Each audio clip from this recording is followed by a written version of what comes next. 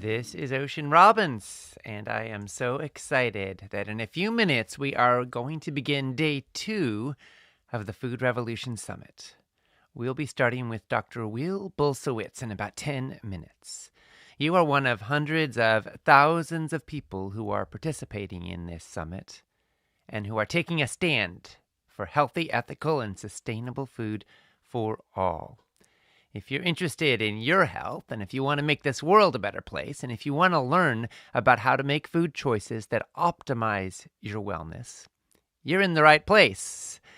Yesterday, we had some profound presentations. Absolutely extraordinary responses have been coming in to the interviews with Dr. Lee and Dr. Khan and Dr. Clapper. Today, we're going to be hearing from We're going to be hearing from 3 amazing interviews today, actually, starting with Dr. Will Bulsiewicz, followed by Dr. Robynne Chutkan, and then from Doug Evans. We're going to be looking at the microbiome and at how healing your gut can transform your life. But first, a few of the responses from yesterday, because they are pouring in. Sian Morgan said, "Where have you been all my life? I've been trying to keep up, writing as fast as I can. Dr. Lee made things so accessible. Dr. Khan gave such great information, and Dr. Clapper just exuded hope and positivity. Despite my health problems and being on multiple medications, I feel empowered to help myself. Thank you for doing this sacred work for the earth and all the people who live here."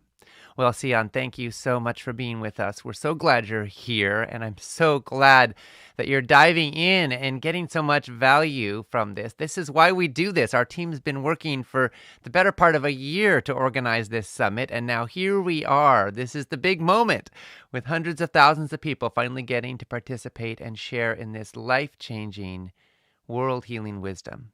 And I'm so glad you're part of it with us. Lydia Rose said, "This is my first summit, and it's already exceeded my expectations. At 34 years old, my husband experienced a severe ulcerative colitis flare last year. He lost 35 pounds and was hospitalized for 2 weeks with potential for a colostomy. Suffice to say, it's been a painstaking recovery. Many thanks to Ocean and John for creating a trustworthy, science-based platform to rely on. Eagerly awaiting today's microbiome speakers." Well, Lydia, I'm so sorry to hear what your husband has gone through. That sounds so scary and so painful. I'm glad that he is en route with the recovery. And yes, I think today's going to be particularly useful for you and for him, since we're going to be talking about the microbiome and how we can nurture the good critters that live in our guts that truly make our lives possible. Wendy Eng said, 11 months ago, I was morbidly obese with poor health markers and a BMI over 40. I watched my mom's weight climb alongside mine, and I knew I couldn't help her without helping myself. I learned about the Food Revolution Network from Dr. Susan Pierce Thompson. I'm a 59-year-old female who lost 100 pounds in the last 11 months. My 81-year-old mom has lost 79 pounds. Our health markers have improved and our medications are being decreased. We both stopped eating sugar, flour, processed foods, and increased our consumption of vegetables and fruits. I hope my story gives hope to someone out there who thinks they are too old or unable to make changes in their lifestyle. I'm so grateful for the 2022 Food Revolution Summit. I'm learning that I can improve my lifestyle by adopting plant-based options. Wendy, thank you so much for sharing. I'm so moved to hear of your story and your mom's story at 81, losing 79 pounds. It sounds like she had a lot to lose. There is hope. Some people think, oh, I'm too old. It's too late for me. I can't teach an old dog new tricks. The die is cast. Well, here's the thing, folks. If you're struggling and maybe you haven't eaten the best and maybe you're later in life, the less healthfully you've eaten to this point, the more you have to gain with making a change. That's the truth of it. The more urgent it might be, the more your back might be up against the wall in some cases, but also the more you have to gain. By the same token, starting early is great too. The best time to plant a fruit tree is 15 years ago. The next best time is, well, as soon as you can, because you'll be reaping the benefits for the rest of your life. And Wendy, I just can't wait to hear how your journey unfolds. It sounds like you're moving from a really serious health challenge to perhaps, moving into sustainability and maybe into optimizing your health now so you can really thrive and love your life and dance and move and contribute in all the ways you were born to do. Jenny Ellert said, "The Food Revolution Summit is one of the brightest highlights of my year, and it always fills me with hope for the future. Thank you, John and Ocean, for getting such inspiring and knowledgeable speakers who are able to offer up-to-date advances in their specific fields. It's always such a joy to tune in and hear how expertly these interviews are conducted. Always looking forward to viewing this year's culinary demonstrations." Well, Jenny, thank you so much. And yes, I agree. My dad has been in this movement for 35 years and then some. And he is so brilliant at going to the heart of our speakers' unique expertise and helping bring it out. And yes, thanks for calling out the culinary demonstrations. If anybody hasn't caught them yet, every day during this summit on the replays page, we're going to be posting links to 3 recipes of the day and 1 culinary demonstration. Food Revolution Network's dietitian and recipe developer, Nicole D'Andrea Russert, is absolutely fantastic, and you will see her showing how to prepare amazing meals, delicious, amazing meals that are super healthy and make it super easy and super fun. And those demo videos are available each day on the replays page, so make sure you check those out if you haven't already. Donna Drago said, "I love the first day of the summit. Thank you. Everything is so professionally done.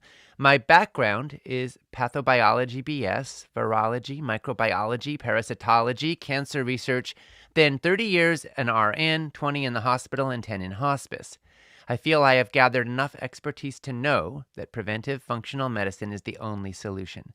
This program is changing my feelings of hopelessness about getting back our control over our own health.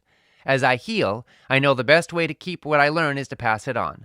I'll be staying connected so I can learn the best practices to spread these messages." Donna, I'm so glad you're here. And even after all of your decades of learning and research and discovery, it sounds like you still have that beginner's mind, that hunger for curiosity, and that's wonderful because there is always more to learn. There is always more to discover, and even the most learned ones are learning more every day.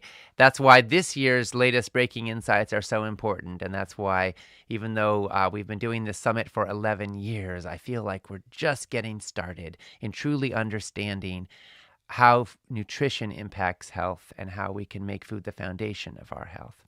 As you listen to today's presentations, which will be starting in just a couple of minutes here, I want to invite you to think about what this information means to you and also about who you might want to share it with. Because if each one of us just reaches 10 people, then, the several 100,000 people in the summit will actually reach millions. And just think about what kind of impact we can have.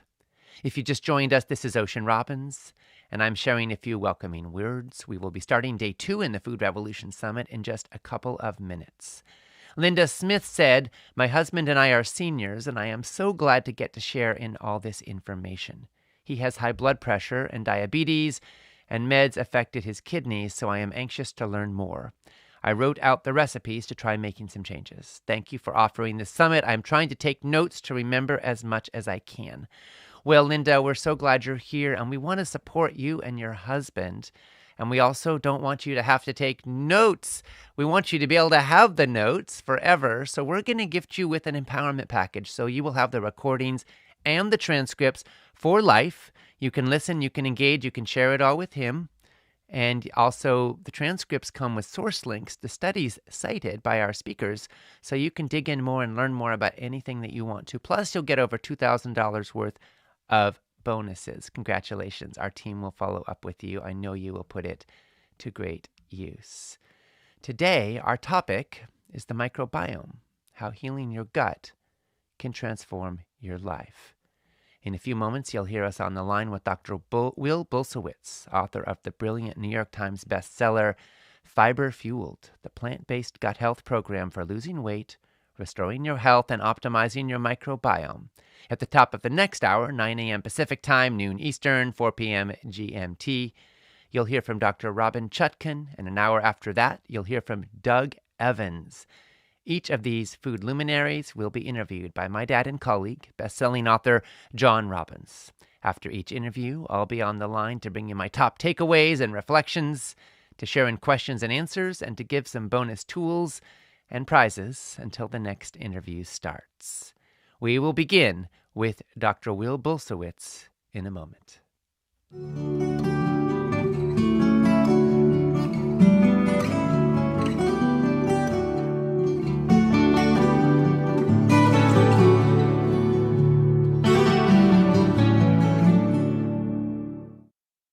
Welcome to the Food Revolution Summit, where we explore how you can heal your body and your world with food. This is Ocean Robbins, and I am joined by my dad and colleague, John Robbins, in welcoming our guest, Will Bulsiewicz, MD. Dr. Will Bulsiewicz is a board-certified internist and gastroenterologist and an internationally recognized gut health expert. He's the author of the New York Times bestselling book, Fiber Fueled, and his latest book is The Fiber Fueled Cookbook. Dr. Bulsiewicz has served as Chief Medical Resident at Northwestern Hospital and Chief Gastroenterology Fellow at the University of North Carolina Hospitals, and he is the creator of the Plant-Fed Gut Masterclass. Dr. Bulsiewicz is author of more than 20 articles that have been published in peer-reviewed scientific journals. Every day, he helps patients to bounce back from illness and to step into a whole new way of living and eating that produces the results they really want permanently. So now, Will, we are so grateful to you for your brilliant work and so glad to have this time with you. And now for the interview, I'm going to hand it over to my dad and colleague, John Robbins. Well, thank you, Ocean, for that introduction. And thank you, Will, for being with us once again.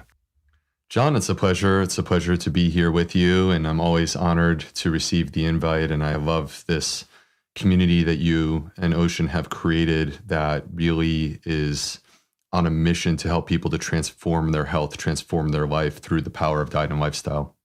And thank you for being part of it in such a significant way.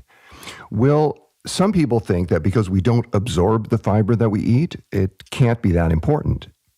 And yet you said that you almost want to run around like a crazy person shouting from the rooftops, fiber is fantastic. Will, why is fiber so very important? Our conception of fiber is misinformed, and it's time for us to revise this to 2022 levels of information. You know, most of us are thinking about fiber the way that we grew up. We're thinking about those moments when we were a kid and we saw our grandma stirring the orange drink in the kitchen so that she could have a bowel movement. That's a very bland version of fiber, and it's not the way that it actually works. You know, we've been told that it goes in the mouth and it just kind of passes through in an inert way and comes out the other end. And there's so much more to the story. So here's what I want people to know about fiber. Fiber doesn't just come out the other end. In fact, fiber was designed by nature to be food for your gut microbiome. It passes through your small intestine where most digestion takes place, and it is untouched, unchanged. You as a human actually lack the enzymes to break down and process the fiber. But when it arrives in the colon, the large intestine, that's when the magic takes place. 38 trillion microbes reside within your body, inside the large intestine, inside the colon. And they're hungry. They want to eat. They're as alive as you and I are, John. And they need food. They need sustenance. Their preferred choice for food is fiber. When fiber enters into the colon, the microbes get to eat.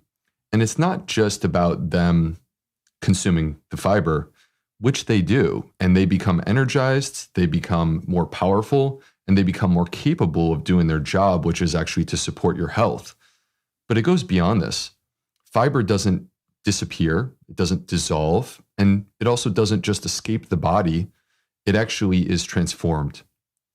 These microbes have specialized, unique enzymes that we miss. Like, we don't have these, but they do. And they have the ability to transform the fiber and turn it into what I would describe as the most healing, most anti-inflammatory compound that exists in all of nature and all of my studies, short-chain fatty acids. Well, you've just called the short-chain fatty acids the most healing, most anti-inflammatory compounds that exist in all of nature. Can you explain to us why they are so important? Short-chain fatty acids I would describe them as a signaling molecule that are actually critical to so many parts of human health. So if we start by first zooming in on the gut microbiome and taking an examination of this community, this ecosystem that lives inside of us, what you'll find is that there are many different types of microbes, mostly bacteria, but also some fungi, archaea, perhaps parasites, viruses. They're there, they live in balance and in harmony, and there are good guys and there are bad guys. And when things are working properly, the good guys are outnumbering the bad guys, and they're able to suppress them. But when things fall out of balance, what we'll find is that there's a loss of the good guys, there is an increase of the bad ones, and there's a loss of diversity within this ecosystem. This is what we would call dysbiosis. It's a damaged gut.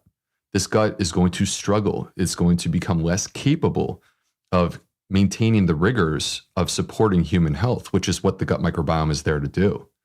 So short-chain fatty acids come into play because when we develop dysbiosis, we're all asking, like, how do you fix leaky gut? How do you fix this problem of dysbiosis? And this is the answer. Short-chain fatty acids. These short-chain fatty acids will actually enrich the growth of the good bacteria, directly suppress the bad guys. Many people at home have heard of Salmonella, Shigella, E. coli. They're getting suppressed by the short-chain fatty acids. And then the lining of the colon, which is supposed to be a barrier to protect our body, this barrier can break down when there is dysbiosis, when the gut has been damaged. This is why we call it leaky gut, because basically things are able to get across this barrier that are not supposed to get across. Well, guess what fixes the gut barrier? Short-chain fatty acids. They also directly suppress colon cancer cells. That's our number 2 most deadly cancer that we have. They speak to our immune system. 70% of our immune system is in our gut, and these short-chain fatty acids actually are helping to optimize that immune system.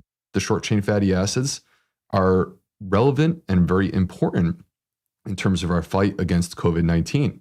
When COVID-19 started in, let's call it March of 2020, one of the first observations that we had as a medical community is that there were some people who would contract this virus and they would basically crash, like their body would shut down and they would end up in the hospital on a ventilator and very heavy duty medicines just to try to sustain life. I mean, basically, these people were on life support. They wouldn't be able to get by without some of the things that we have available to us inside the hospital. So some people had that happen, yet some people, it's like, I had the sniffles. I had like a minor thing. This was not a big deal. COVID-19 is not a big deal. Well, what is it that really creates this separation between the, severe, intense manifestation of COVID-19 versus the person who has minor symptoms? My suspicion from the very beginning was that this would ultimately prove to be the gut microbiome, and specifically that fiber would play a role. We discovered in a study that was published a little over a year ago in January of 2021 that if you take a group of people who have COVID-19 and you look under the hood at their gut microbiome, you will discover that their gut microbiome is disturbed, that there is damage and injury to that gut microbiome. And actually that disturbance or change that we observe becomes more pronounced as you intensify the severity of the symptoms of the COVID-19. One of the big things that you will discover is the absence of the microbes that produce short-chain fatty acids. People who have the most intense, most severe COVID-19 are more deficient in the microbes that produce short-chain fatty acids. So now this is very interesting because we have preclinical data that actually predates the onset of this pandemic, where they took animal models and they actually injected these mice with a respiratory virus. And they put them on 2 diets. One was a high fiber diet and one was a low fiber diet. The scientists expected that, look, fiber is anti-inflammatory, so we need inflammation to clear the virus. So the scientists expected that on the high fiber diet, they would actually see that the mice would do worse. And yet it was the opposite. On the high fiber diet, the mice with the respiratory virus lived longer, were more likely to survive, and they had less respiratory symptoms. what they discovered was that the critical piece was that the fiber was coming into contact with the microbes living inside the gut, these same microbes that I'm saying are missing in humans who have severe COVID-19. Fiber was coming into contact with those microbes in the gut to produce short-chain fatty acids. And those short-chain fatty acids would leave the colon, enter the bloodstream, pass all the way to the lungs, and actually help to orchestrate the immune system, where it made the immune system more targeted, more precise in the fight against this virus, and simultaneously reduced unnecessary levels of inflammation that were not actually helping to clear the virus. So just recently, we have new data that has emerged indicating to us that people who are on a plant-based diet, these, by the way, were healthcare providers. So these are the people who are at greatest risk because they're constantly being exposed to the virus. Among healthcare providers who were consuming a plant-based diet, their likelihood of getting COVID-19 was less. Their likelihood of having the severe manifestation of COVID-19 was also substantially less. And one of the things that was very interesting here, John, is that they looked at this compared to a low-carb diet, right? So a low-carb diet, which you could call a ketogenic diet if you want to, that's what a ketogenic diet is. It's low-carb. It eliminates carbohydrates, and fiber is a carbohydrate. So people who are on a low-carb diet in this study actually did the worst out of any population. And if you were on a low-carb diet, you were actually 3.8 times more likely to get moderate to severe COVID-19 compared to the person who's eating a plant-based diet. So now, one last thing real quick, John, is that I find to be completely fascinating, is that now we're actually starting to see new research looking at the connection between the gut microbiome and long COVID. Long COVID is the manifestation of symptoms that linger for months, perhaps even a year after you've had COVID-19, and it can become in many different forms and varieties. But why does this happen to some people and not to others? Once again, the gut microbiome is being implicated. And once again, if you take a look under the hood, what you see is the people who develop long COVID are the ones who are deficient in the microbes that produce short-chain fatty acids. So my prediction for the future is that I expect that sometime this year, there will be a study that it suggests to us that you can reduce your risk of developing long COVID by consuming a plant-based diet. I expect we'll see such a study coming out soon. All the data, all the evidence seems to be pointing in that direction already. Will, you've written that with your program and protocols, when people follow your guidance, very often people who start out with gut issues and food sensitivities will, over time, be able to enjoy foods that they didn't think they could eat. They'll have more flavor and more variety in their lives. They'll amp up their nutrition. They'll get back to feeling like themselves again, to feeling alive and optimistic and thriving. I'm thinking now about how often people who have eaten a fiber-deficient diet, and that's really just about everybody eating the modern Western diet, will typically manifest the corollaries of dysbiosis. It might be irritable bowel syndrome or chronic constipation or food intolerances or something else. Will, when someone's gut is experiencing these and other forms of dysbiosis, are there special challenges that need to be addressed in order to successfully increase plant diversity? Absolutely. It's important for people to understand that your gut has a functional capacity. Like there's a limit to what your gut is capable of doing. And this is very similar to exercise and what we're capable of as humans. So, if it's January 1st and you make the decision that you're going to go into the gym, you're not going to be as strong or as capable of exercise. You're not going to be as capable of running a 5K or a 10K as you would be if you did training for 3 months and prepared yourself for this thing that you're trying to accomplish. When it comes to the gut, when we challenge it with food, we become more capable. Your gut will rise to the challenge that it receives. But there may be foods that your gut struggles to process and digest. And it's not just that you are stuck in a rut for the rest of your life and incapable of consuming these foods. They can be brought on board, but you have to go through a process of introducing them in a way that, just like exercise, you start low, You go slow and you introduce them progressively over the course of time. So it's important for people to understand that this is the approach to strengthening and fortifying our gut health.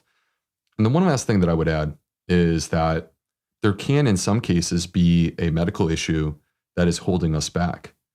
And from my perspective as a medical doctor, the first thing that needs to happen in the care of any patient needs to be that we accurately identify the root of the problem. Because how can we deliver targeted, well-situated care if we don't fully understand what we're even treating in the first place? So I think it's very important for people to have an approach where, okay, now that I know what the problem is, I can move forward with these strategies and implement them in my life. Well, beans are fabulous foods, but when some people eat beans, they get gas and they get bloating, even when their beans are really well cooked. We know that beans are fabulous sources of fiber and protein and many other vital nutrients, but they do also contain raffinose, which can cause gas and bloating in susceptible people. Now, in my home, when we cook beans, we always soak them for a day or two first, rinsing them twice a day. And that seems to remove the raffinose and to lead to far less gas and bloating. Have you seen this kind of practice, Will, the soaking and rinsing of beans for a day or two before cooking them, to be helpful to people who otherwise have difficulties with digesting beans? 100%. I think this is a great and easy strategy. And what you are describing, John, is a practice that many people have been doing for a very long time. But to explain what's actually happening is that the raffinose is what we would describe as water soluble. So what that means is that when you exposed the raffinose to water, it will actually dissolve into the water and it will become a part of that water. So if you take legumes, take beans, and you soak them overnight, and then you discard the water, rinse them again, and discard that water, what you have done is you have basically used the water as a vehicle to extract the raffinose and remove it from the legumes and then pour it out. If you have a can of beans, you can apply this exact same strategy. The cans of beans already have the raffinose in the water that's in the can. So rather than just pouring the can of beans with the raffinose water to be cooked, you instead make sure to heavily rinse these beans. So you pour out the liquid that's already in there, add more water in to rinse it, and do that, repeat a few times. And that helps you to accomplish the same effect if you're consuming canned beans. Well, that's good to know. Well, I know you feel strongly that food is meant to be, and at its best is, a source of joy. And it is that for me, and I gather it is for you. But as a gastroenterologist, you've seen patients for whom food is anything but that.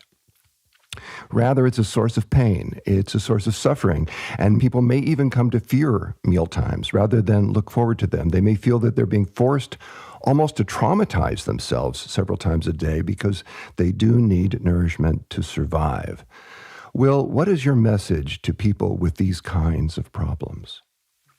My message is that you are not locked into some sort of disability in terms of your gut that restricts your ability to eat these foods for the rest of your life.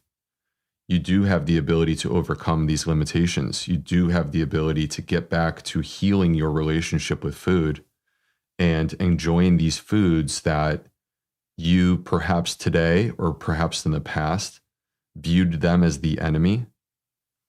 And we can turn the corner and transform this relationship where that food becomes your friend.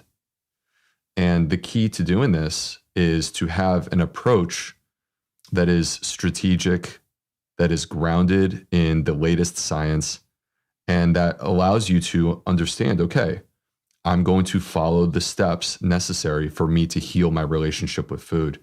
And that, John, is a big part of what my new book, The Fiber-Fueled Cookbook, is all about. The more we learn about nutrition and the brain, the more I'm convinced that there are foods and diets and food paths that fight depression and improve mood, and there are food paths and food choices that contribute to depression and agitation and foster anxiety. There have now been many studies that have shown very positive changes in mental health, in rates of depression and anxiety and insomnia, and many other similar conditions with a change to a whole foods plant-based diet. I'm thinking, for example, of the National Health and Nutrition Examination Survey. It's an enormous survey, and according to the data from this survey, the more fiber that people eat, the less likely they are to be depressed. And the differences really are dramatic. Will, why would eating more fiber be so strongly linked with less depression and more positive mental states? Because your gut is connected to your brain in a way that is so powerful that it would be fair to call your brain's best friend the gut. They are talking to one another literally right now as you and I communicate on this interview.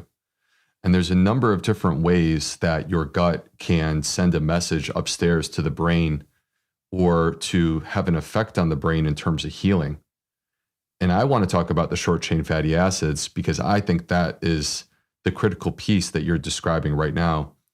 We have research, John, that shows us that the gut microbiome in people who suffer with these mood disorders, anxiety, depression, it's been disturbed, it's been changed.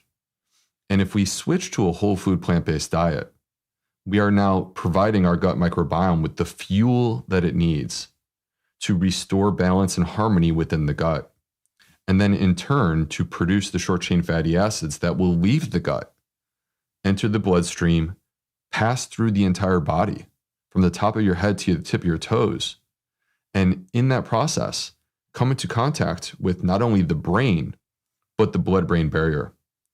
The blood-brain barrier is a protective barrier that separates the brain from the rest of the body. And it's much like the gut barrier. It has the exact same proteins holding cells together called the tight junctions.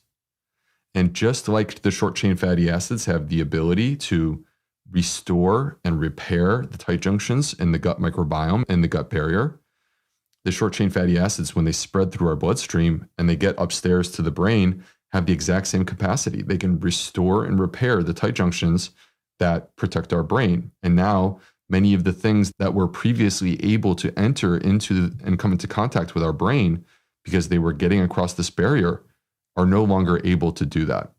The short chain fatty acids also have the unique ability to cross that blood-brain barrier, enter in and come into contact with brain cells and provide enhancements from that regard. So the answer to this question is that consuming fiber activates the gut microbiome, creates a healthy gut. And when you have a healthy gut, that's the first step that you want to take towards enhancing and improving mood disturbances because they're so connected to what's happening downstairs in your gut. Will some people who want to heal their gut, who recognize the importance of having a healthy gut, and who maybe are not feeling that theirs is optimal yet, turn to gut health supplements? Now, I know you and I would agree that you can't take a C- gut and turn it into an A+ gut just with supplements. But what I want to know is there a right way that supplements can be used? Not to overcome an unhealthy diet and lifestyle, obviously, but in addition to one. Do they have a place?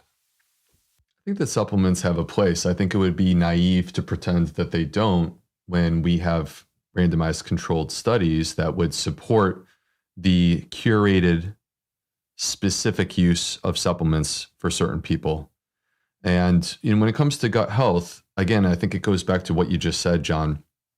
People who make the backbone of their strategy for gut health, taking 10, 15, 20 different supplements per day, it's a strategy that's going to let them down because at the end of the day, milligrams of supplements are not going to have the strength necessary to overcome the pounds of food that you consume on a daily basis or the trauma and stress that you are exposed to because of something that's going on in your life on a daily basis or the absence of sleep or the sedentary lifestyle. We have to first work to address these specific issues. But I do believe, and I have seen in my care of patients, that supplements do have the ability to enhance what we're doing and make it even better. And what I've noticed is when I take a prebiotic fiber supplement, even though I'm on a very high fiber diet with tons of dietary diversity, when I take a prebiotic fiber supplement, I've actually noticed improvements in terms of the way that I feel, my energy the regularity of my bowel movements, the appearance of my bowel movements.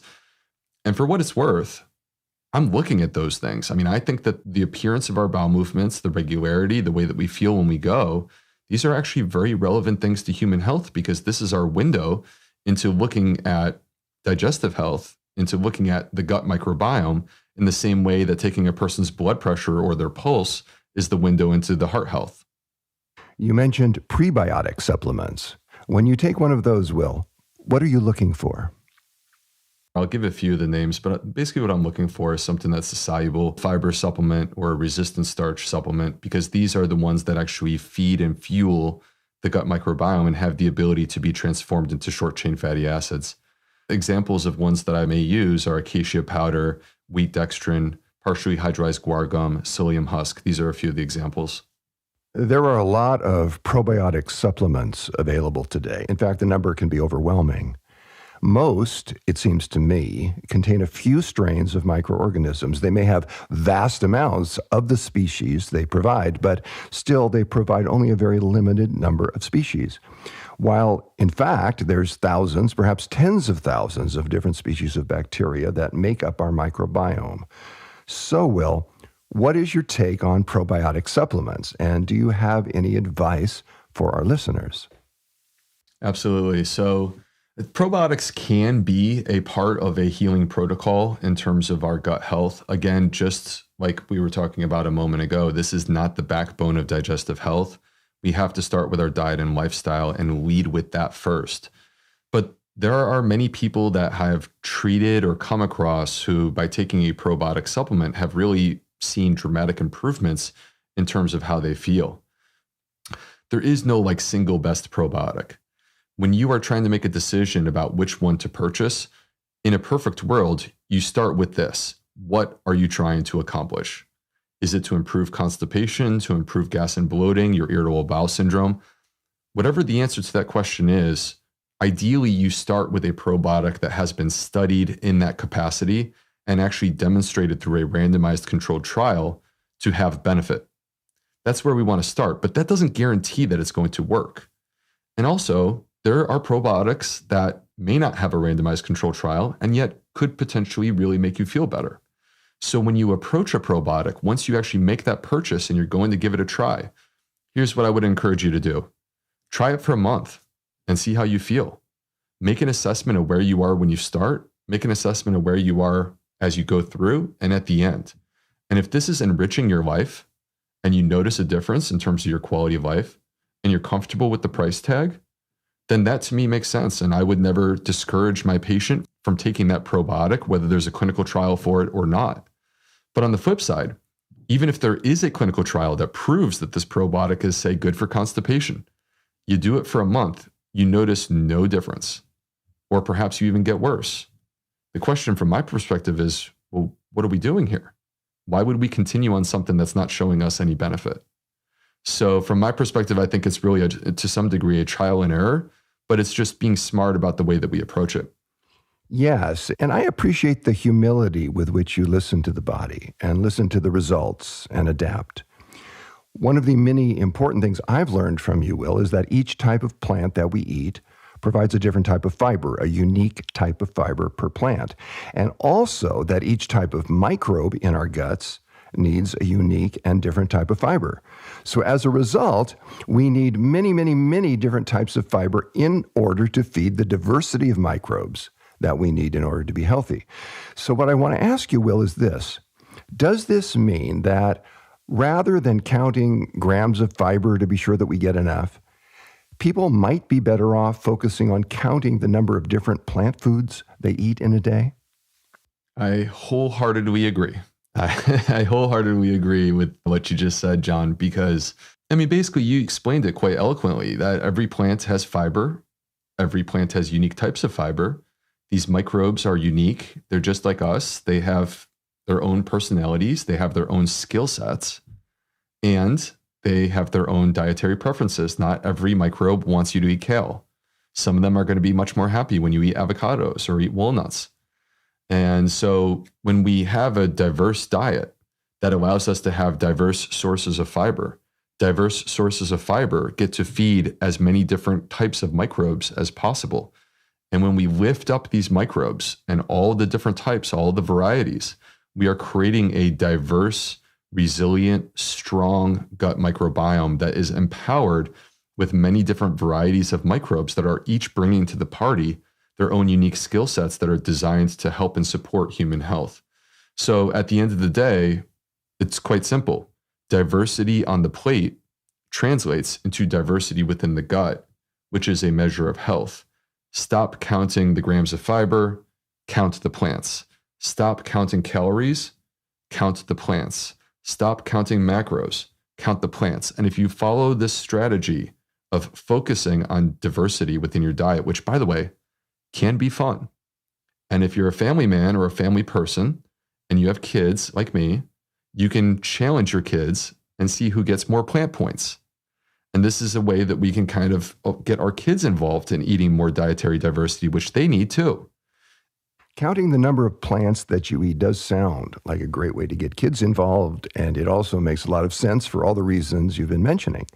It supports the biodiversity within our microbiome and the enormous array, the incredible array, really, of microorganisms of different types that we need to be healthy. Will, what are polyphenols, and do we need beneficial gut microbes to digest them?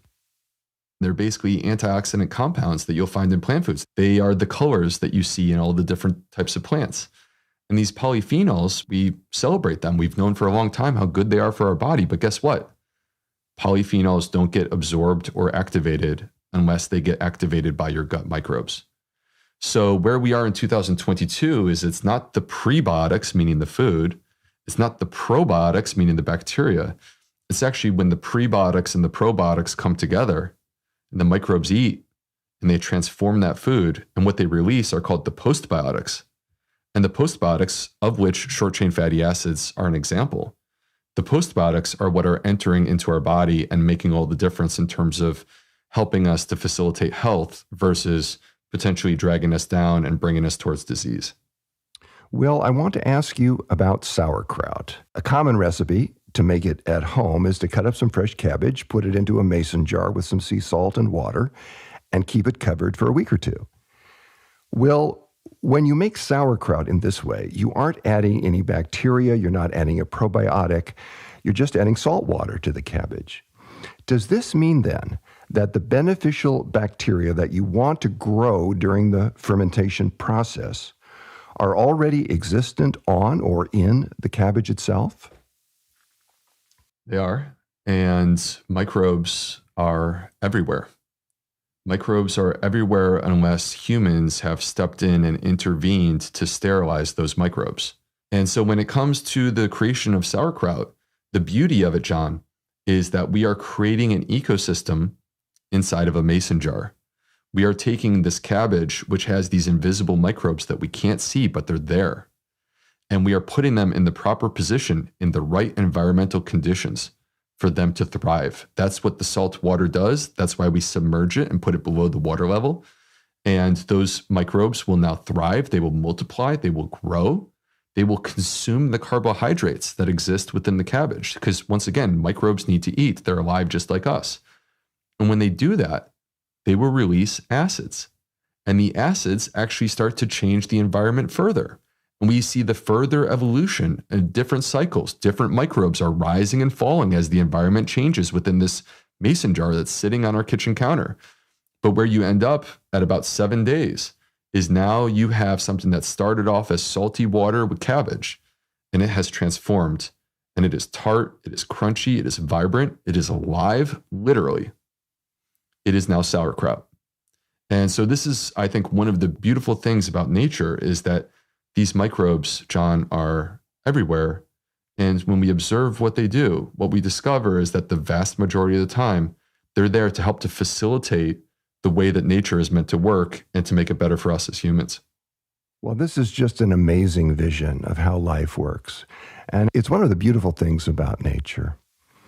Well as sauerkraut, there is another food that I like to make at home, and that's broccoli sprouts. We grow them in our kitchen and we eat them pretty much every single day. broccoli sprouts are uniquely high in a remarkably beneficial compound, sulforaphane.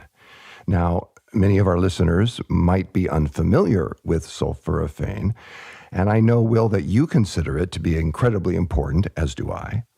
What is it that our listeners need to know about sulforaphane, and why is it so important for the health of our microbiomes and our overall mental and physical well-being?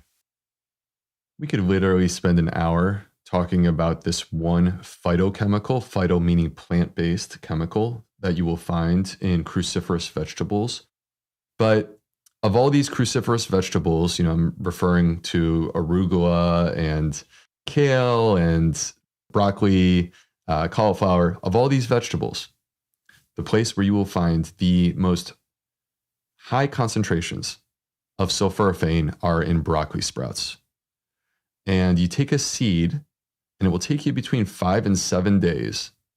But by maintaining quite simple conditions that will take you, I'm not exaggerating, probably 6 minutes a day to do, by maintaining quite simple conditions, you can create a garden on your kitchen counter where that seed will activate, it will germinate, it will sprout, and it will come to life.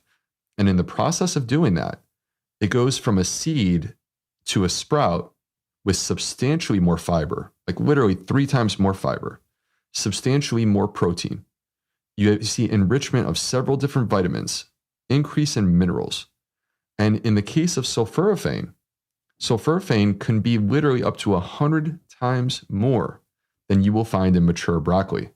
Now, sulforaphane is special because sulforaphane is what is described as an isothiocyanate, which is an absolute cancer crusher.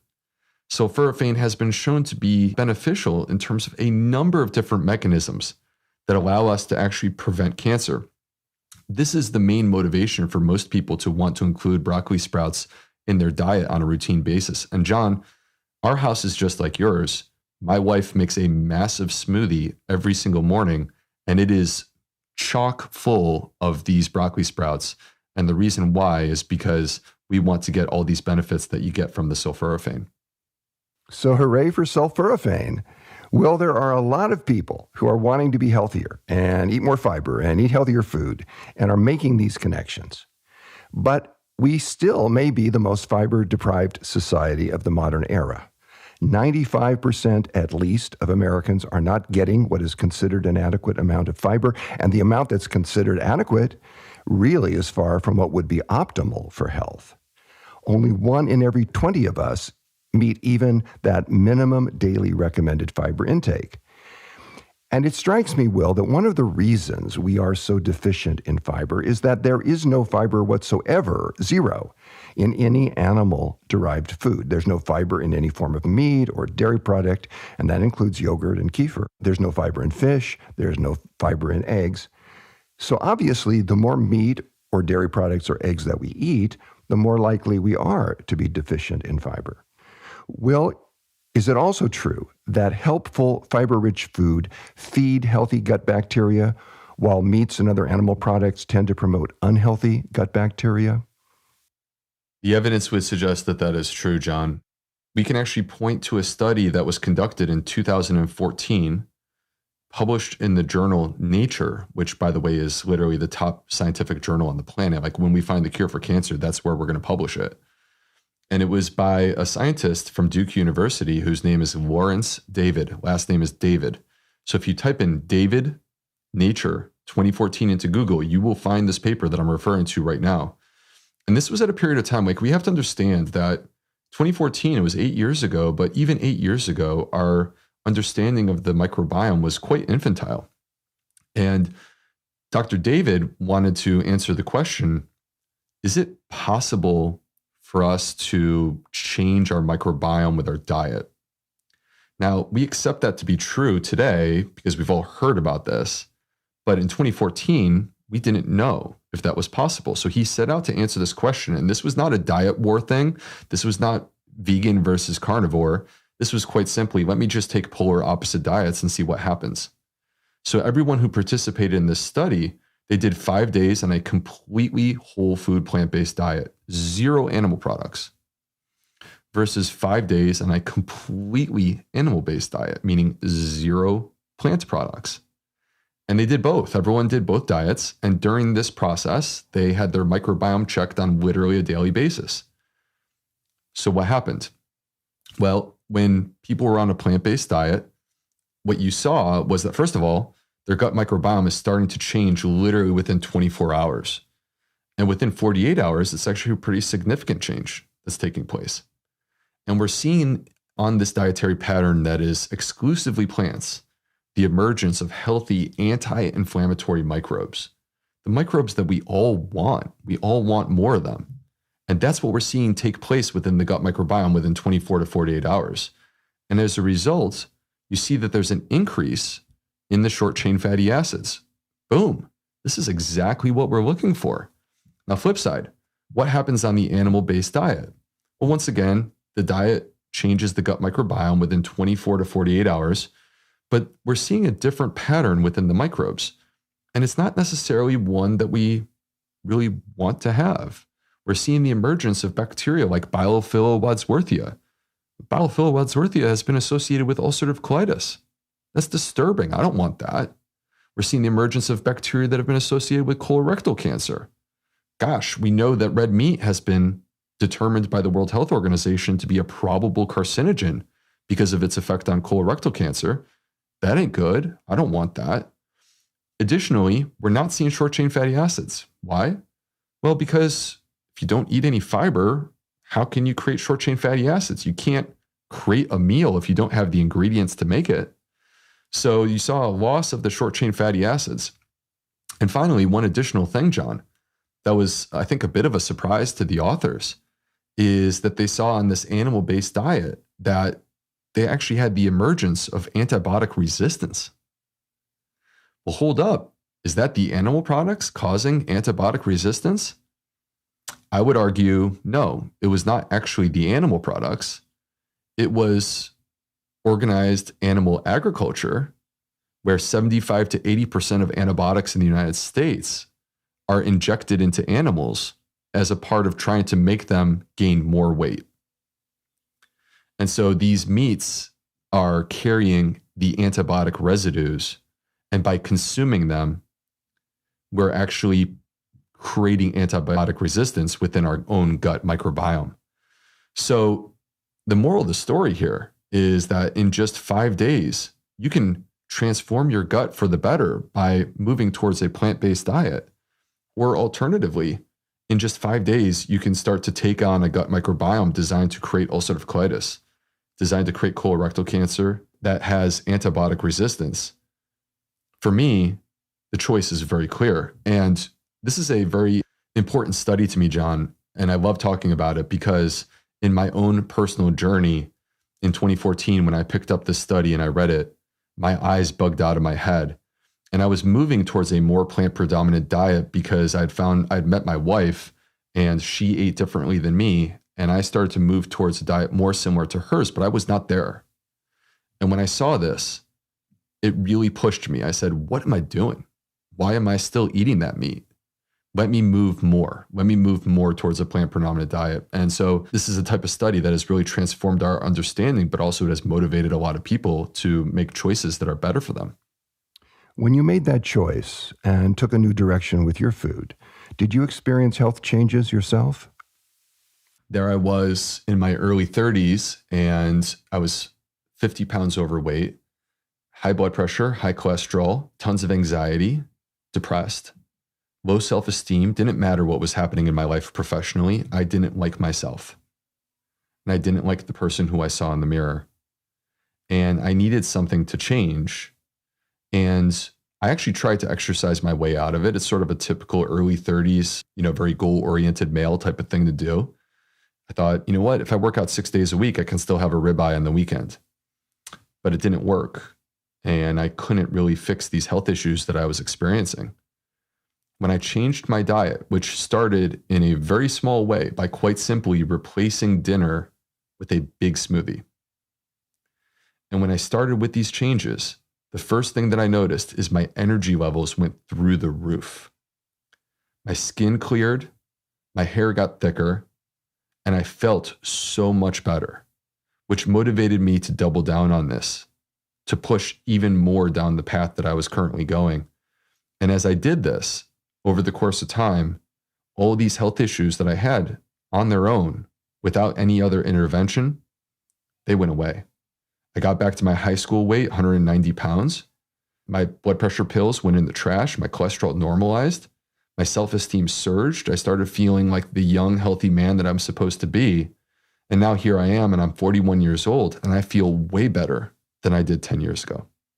And your work is helping so many other people to make a similar shift and take a similar path in their lives. Will, your work is a celebration. It's a celebration of life. It's a celebration of plants with all their colors and flavors and healing properties, and the way they're designed by nature to feed our gut microbes, which reduces inflammation and protects us from disease and extends our life expectancy. One of the many things I appreciate about you, Will, is that you convey complex scientific realities in a way that's easy for most of us to understand and also easy to put into practice. You break it all down for us. You present it to us piece by digestible piece so we can take the simple steps that will help us to create incredible shifts in our digestion and in the quality of our lives. I really appreciate your work, Will, and how you show us the steps we can take to prevent and even reverse most of the chronic diseases that plague so many of us today. I also appreciate what a charming and caring human being you are. And on behalf of Ocean and myself and everyone involved in the food revolution, I want to thank you for your brilliant insights, your dedication to each of our well-being, and of course, for being with us today. John Robbins, that means a lot coming from you, the legacy that you've left and the amazing work that you've done throughout your life and the work that your son Ocean has picked up. And, what greater honor to a father than to have his son be motivated to follow in his footsteps. It's a beautiful thing. I admire it. I love the work that you guys are doing, and I'm really grateful to be a part of it. And I hope that people will continue to support the work that I'm doing. I have a new book coming out called The Fiber Fueled Cookbook.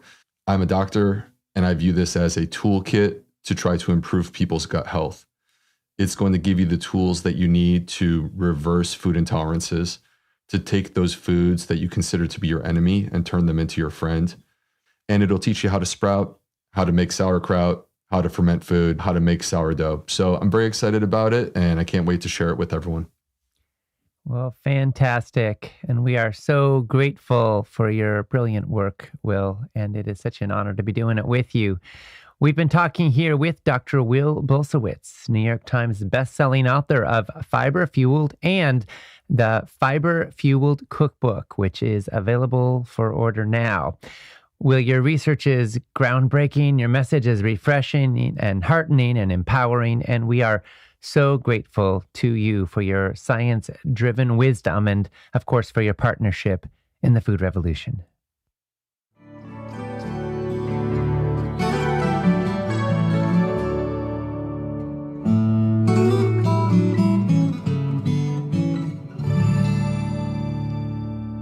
Thank you so much to Dr. Will Bulsiewicz and to my dad and colleague, John Robbins, for that fascinating conversation. To express your opinions on what you've been hearing and to find out what other people are saying, post and engage in the comments section on the broadcast page.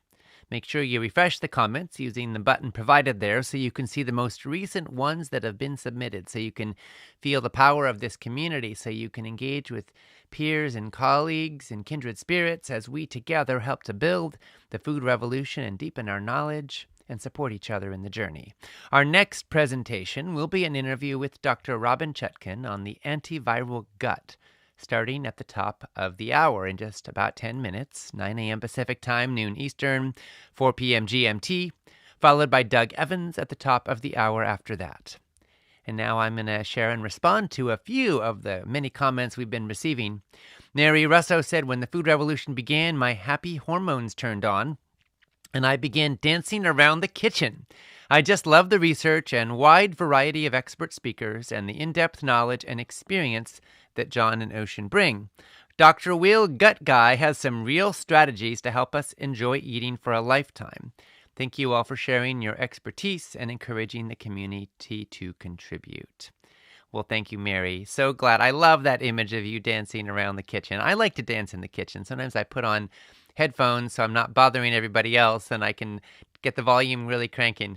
And I turn cooking and chopping veggies and washing dishes into a bit of a dance party. And it's amazing how a little extra hip wiggling, a little extra moving around can turn a mundane and boring task into something really fun and delightful and even a little bit ecstatic sometimes.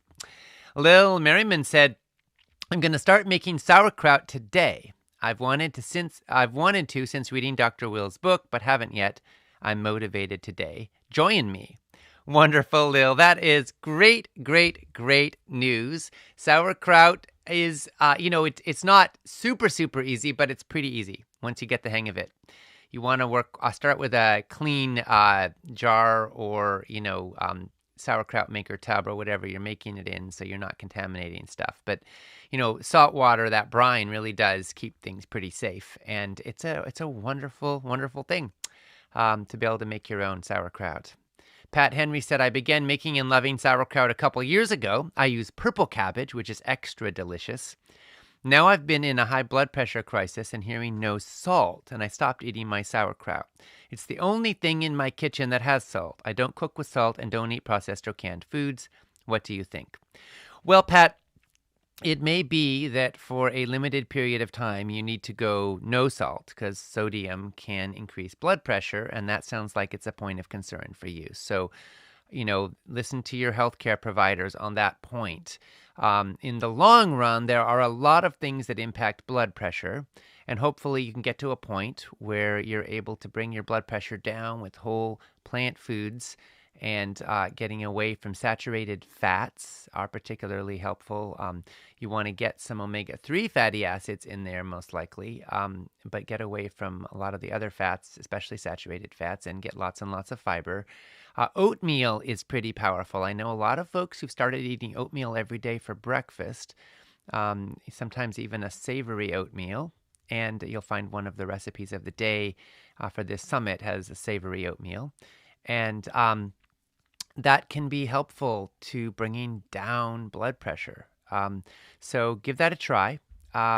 Keep going on the journey. And then as you're able, a lot of folks make sauerkraut and kimchi their only salt sources. They use those for salt, so because they are very salty. But if you use it as your source of salt and you don't add table salt or soy sauce or what have you, then you can have still a pretty low sodium diet and get those amazing nutrients into your body. So, as you go, and when you're able to add salt in, it makes sense to make sauerkraut the first source.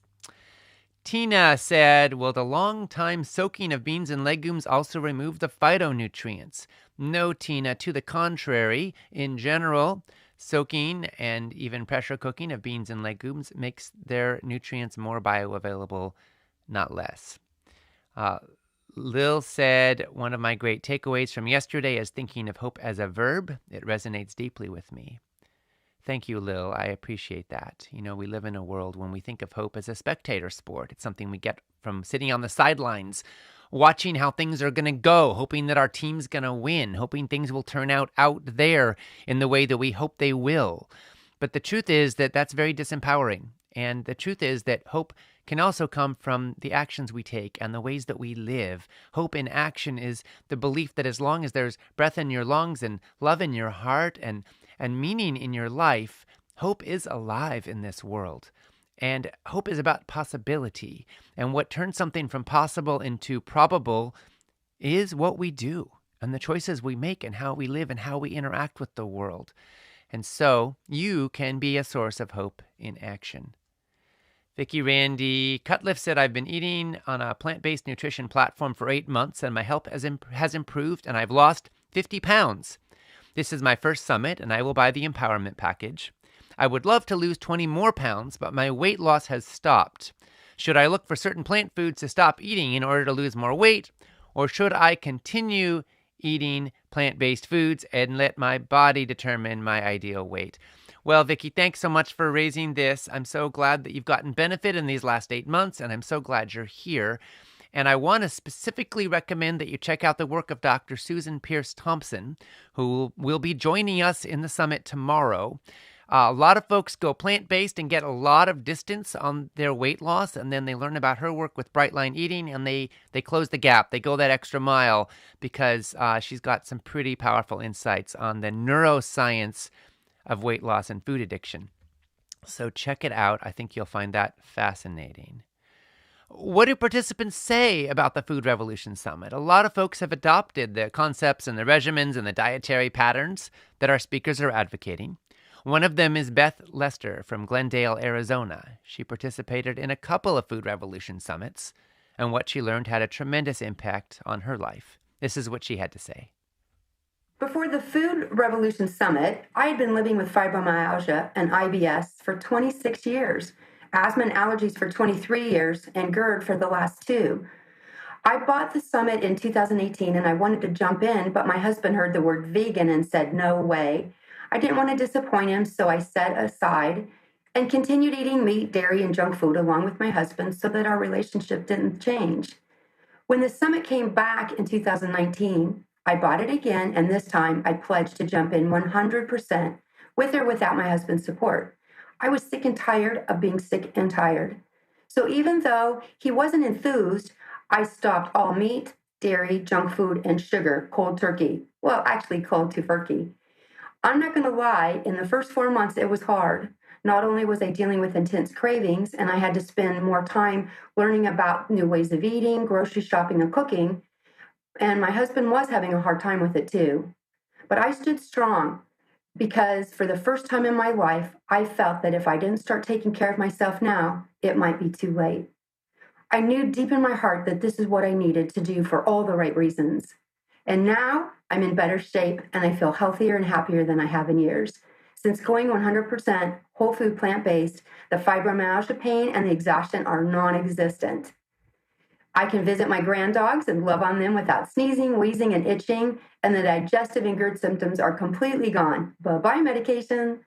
Plus, I dropped 28 pounds, which was a bonus.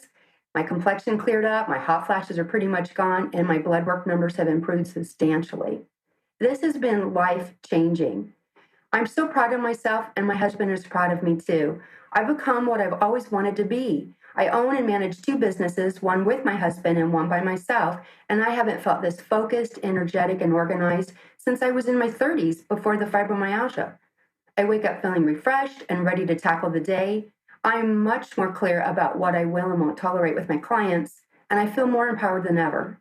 My work is more intentional, and I have more confidence. Thank you. Thank you for sharing this important, life-changing information. I am forever grateful to you, and I feel like I have my life back. And I'm actually quite excited to turn 60 in April. Well, thank you so much to Beth for sharing that story, and we're so happy every time we hear stories like this.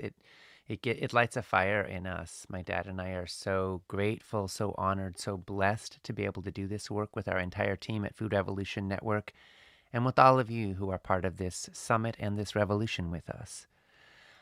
Alicia Gilbert said, I'm seriously enjoying this summit. I'm taking notes, watching replays because I can't afford to buy the empowerment package. My whole house needs this information. I have type 2 diabetics, my husband Oreo diabetic, and my 2 sons have developmental delays, and one is autistic. The first day was absolutely empowering. I actually feel like I can make the change to a plant-based diet. My only concern is getting my 2 picky sons to embrace it. Well, Alicia, thank you so much for sharing. We're so glad you're here. We want to support you and your family in this journey, so we're going to be gifting you with the empowerment package. So you'll have the transcripts and the recordings for life, and you can listen anytime or place you want. And, the key with your sons, I don't know their age, but I'm going to guess that making things tasty and fun is going to be helpful. And I'm sure some of the recipes of the day will be helpful in that regard. So recommend you give some of them a try and find some that work. And even if some don't, keep going. Wayne Gretzky said, you miss every shot you don't take. So, every time you make a recipe, maybe will dislike 8 of them, and then you'll find one they like, and you're like, oh, yes, that's a key that opens the door, and you can make more like it. So congratulations. I know you'll put the empowerment package to good use. Congratulations also to all of our new recent Empowerment Package owners, including Richard from North Carolina, Valerie from Tennessee, Deborah from Texas, James from Florida, Sharon from Rhode Island, Marilyn from Pennsylvania, Valerie from Idaho, Kendra from Tennessee, and Jenny from Virginia, and everybody else who's stepping forward. We're so glad you're here with us. Carol Ellis said, I made the cinnamon buckwheat waffles as pancakes, and they were amazing. Fluffy on the inside, crispy on the outside. I used a really finely ground buckwheat flour. So easy and delicious, and excited for this recipe. Carol, I'm so glad that was yesterday's recipe of the day, and one of 3, and it was also the recipe demo video yesterday. So remember, everyone, those recipes are amazing, and you can make them anytime or place you want. All right, now it's time to move to the next segment of our broadcast, which is an interview with Dr. Robynne Chutkan. Here we go.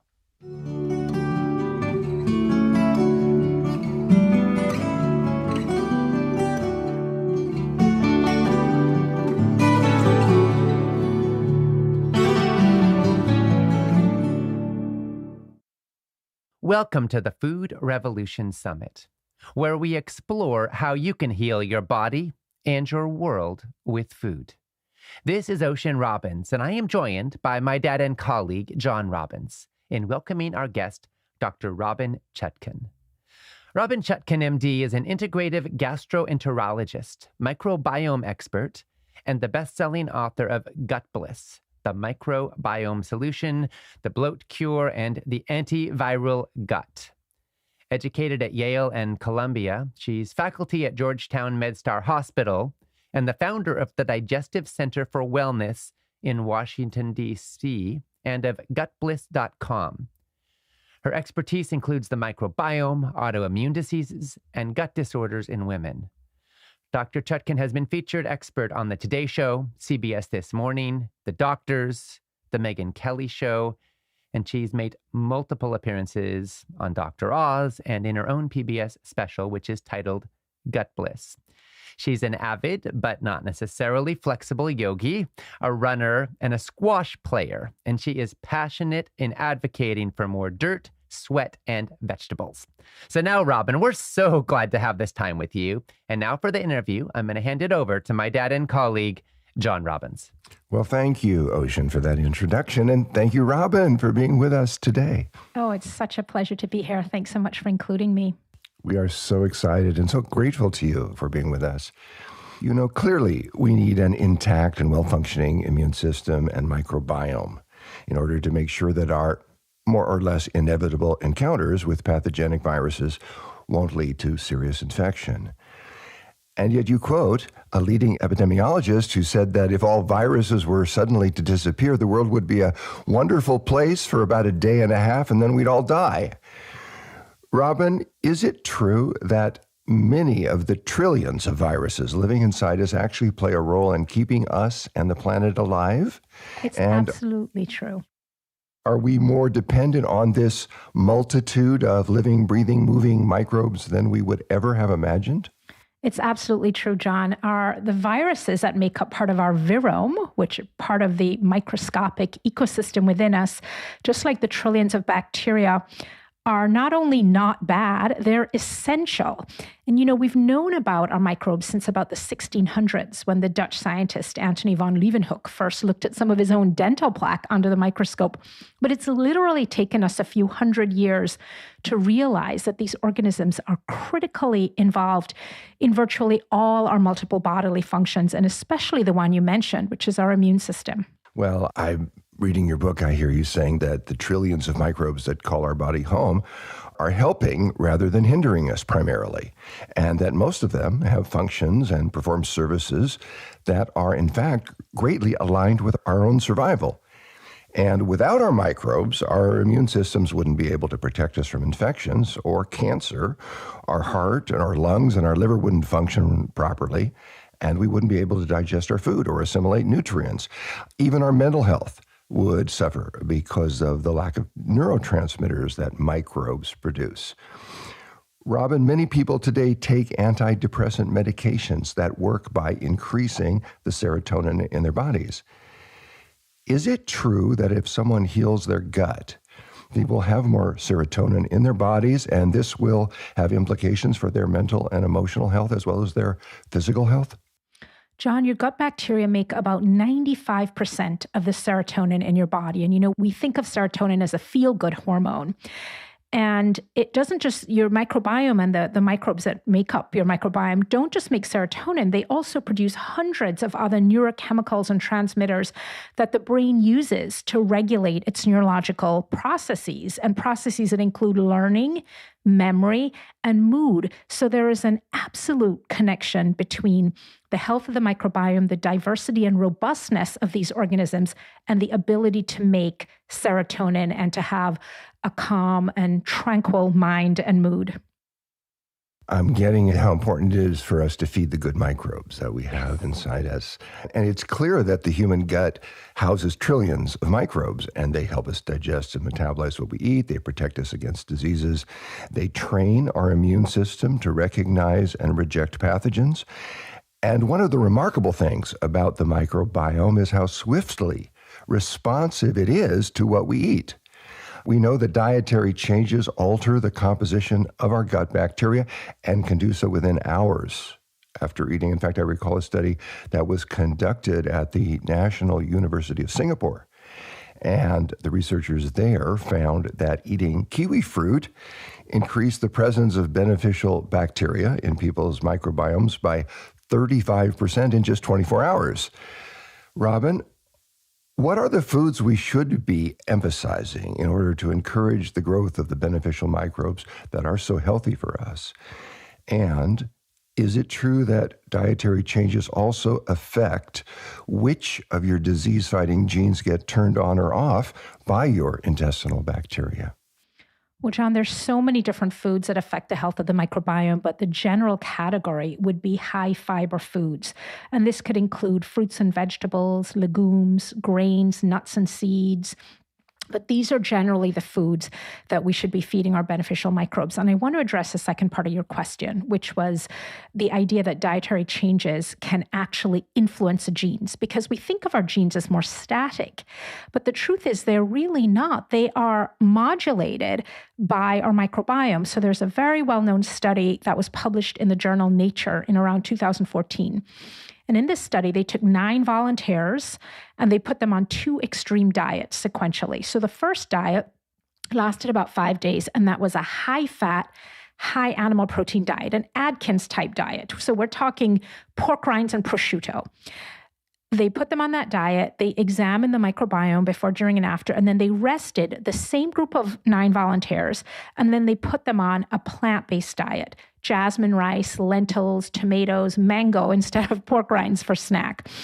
And they looked at what happened with the microbiome, and what they found was that within about 30 hours of the food hitting the gut, everything changed. You mentioned the Singapore study with kiwi, that it was about 24 hours. So this was similar, a little bit longer, 30 hours. The main thing they found, John, was that the bilophila, the bile-loving bacteria that are essential for breaking down fat, dropped dramatically when they switched to the plant-based diet. And, these organisms are important for breaking down fat, but they're also associated with inflammation and colitis. So they saw that those species declined dramatically, and some of the healthier species we're going to be talking about increased. But they also found that different genes were activated, were turned on and off based on the dietary changes inducing these microbial changes. So to me, it's such a message of optimism, because the idea is, the diet that you eat today can have a dramatic impact if you make the changes on disease expression. So something that you may even be genetically susceptible to may never actually materialize based on these dietary changes. Yeah, I find that very positive and optimistic too, because it's showing us that we can take charge of our health and showing us how we can effectively do that. I'm thinking about a study that the American Gut Project published in 2018. It was at the time the largest microbiome study ever undertaken, involving people from 45 different countries. The study confirmed that the number of plant types in your diet is the primary factor that determines the health and diversity of your gut microbiome.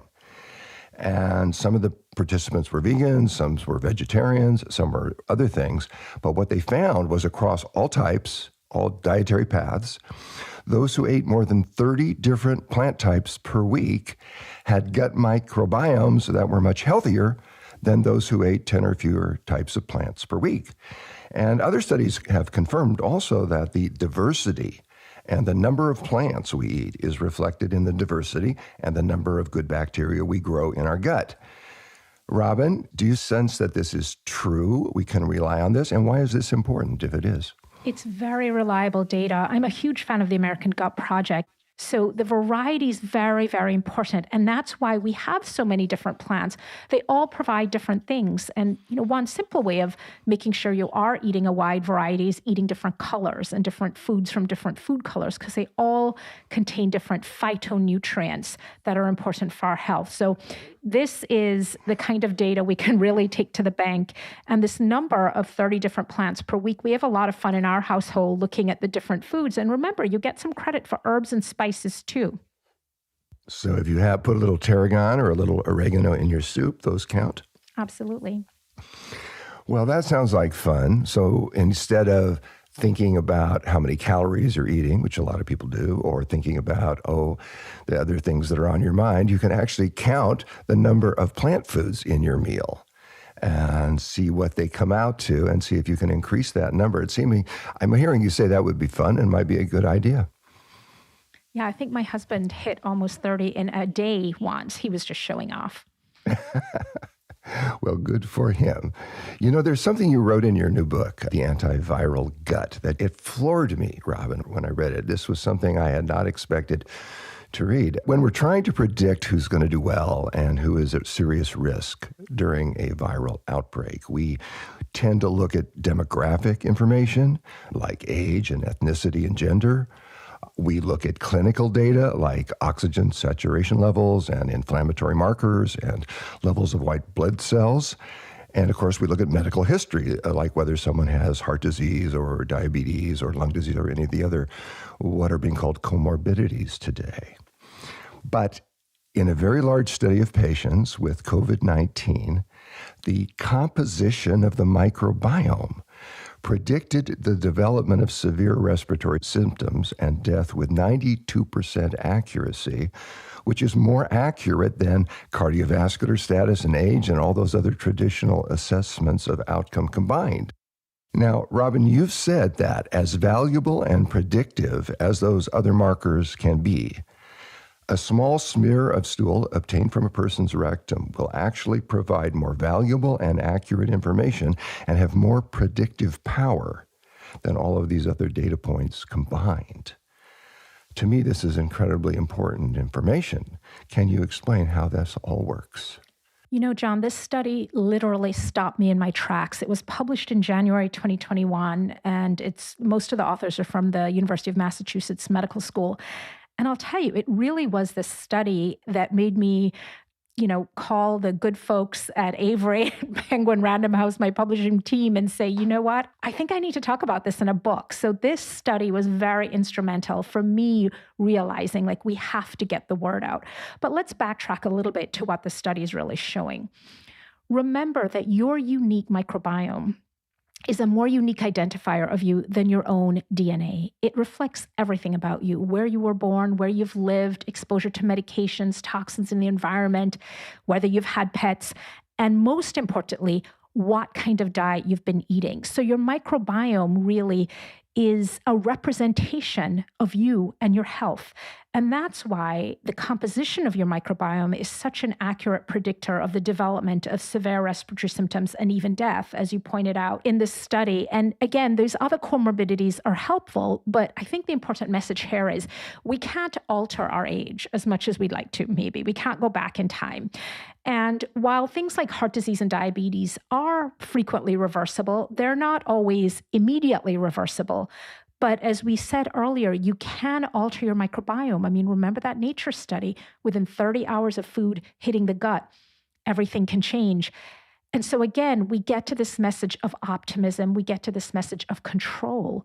We get to this message that we are actually in charge of our health, including what kind of outcome we may have when we encounter a deadly virus. This does sound like very good news, and I'm glad that you wrote the book and were so moved by that study to do this, and I think it's really important. If I'm understanding you accurately, you're saying that by feeding their beneficial gut microbes the fuels they need to thrive, people can improve their resistance to viruses, even if they're elderly or sickly or have multiple chronic medical problems. Robynne, are you saying that by strengthening our innate host defenses, we may not be able to make ourselves completely invincible, but we can dramatically improve our chances of surviving not only this pandemic, but future ones as well, and do so perhaps in even better health? Absolutely. And to drill down to some of the specifics, John, and to go back to that UMass Medical School study from January 2021, what they found specifically was that high levels of a certain bacteria called Enterococcus faecalis. So in the past, when I was in medical school, for example, we knew this organism as Strep faecalis because at the time it was classified as a group D strep. Now it's classified as an Enterococcus, but it's the same bacteria, Enterococcus faecalis. They found that high levels of Enterococcus faecalis was a top predictor of poor outcome. Now, I want to be clear that Enterococcus faecalis is not necessarily a bad bug.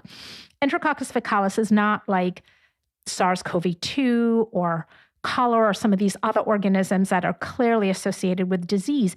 It is what is called a pathobiont, meaning it's part pathogen and it's part symbiont.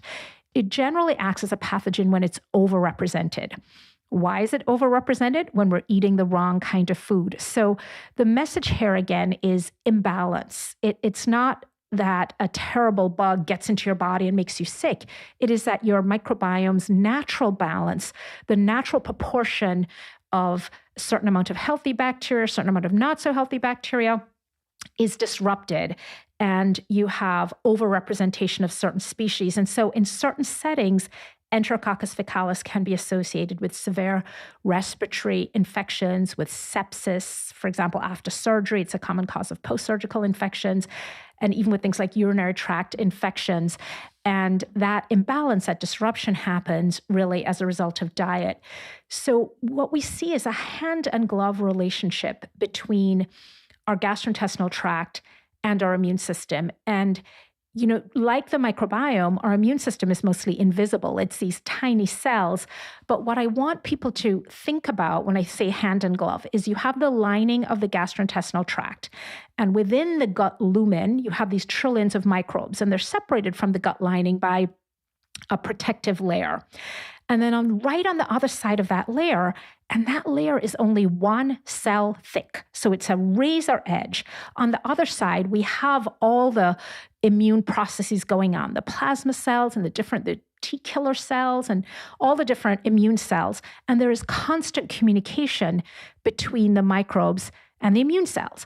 And if you don't have the correct complement or a healthy complement of these gut bacteria, you're going to send the wrong signal to your immune system in terms of what to do. So you can think of it as the gut bacteria providing the instructions to the immune system.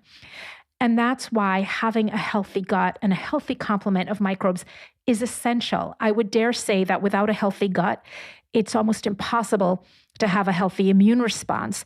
And what we've seen with this pandemic is that many of the people who do poorly, it's because of an overblown immune response. It's not so much the virus specifically, it's the immune response to it is too robust.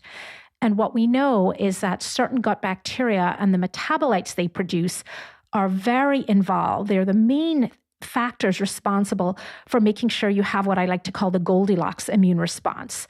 Not so aggressive that you destroy tissue and perhaps die as a result of a very active immune response, but not so weak that you're unable to clear the virus. The Goldilocks response, not too hot, not too cold, right in that sweet zone where it's That's effective, but doesn't overreact. It seems to me that it's a reality today that most of us are eventually going to encounter the SARS-CoV-2 virus and other viruses. And I've been disheartened that during the pandemic, there's been so little focus on what a person can do to increase their resilience to infection.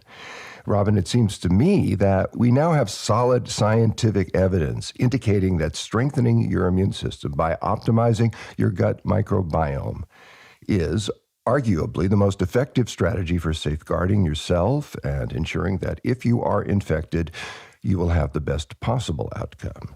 Would you agree with that? I absolutely would. We have very solid scientific evidence. We have several articles showing that the health of the microbiome is predictive. It's not an accident. It's not a coincidence that people who have a healthier microbiome do better. And you know, John, I'm just as disturbed as you are by the lack of sort of public health messaging around that. And I'm not sure why it is, other than it very much fits into our industrial medical complex reliance and over-reliance on pills and procedures and so on. But I don't think it's not either or. You know, it's not either you do all the important public health measures, hand washing, social distancing, et cetera, or you strengthen your microbiome. It's so often both, but it is definitely a message that is missing. Well, if it's true that what we eat has a bigger impact on our microbiome and on its ability to protect us from viruses than almost anything else we do, I'm thinking that the vast majority of people in this country are eating in a way that's almost guaranteed to make them more susceptible to viruses and to put them at risk for poorer outcomes. Robynne, are the tragically high rates at which the coronavirus has killed Americans in part a reflection of the eating habits that prevail in this country?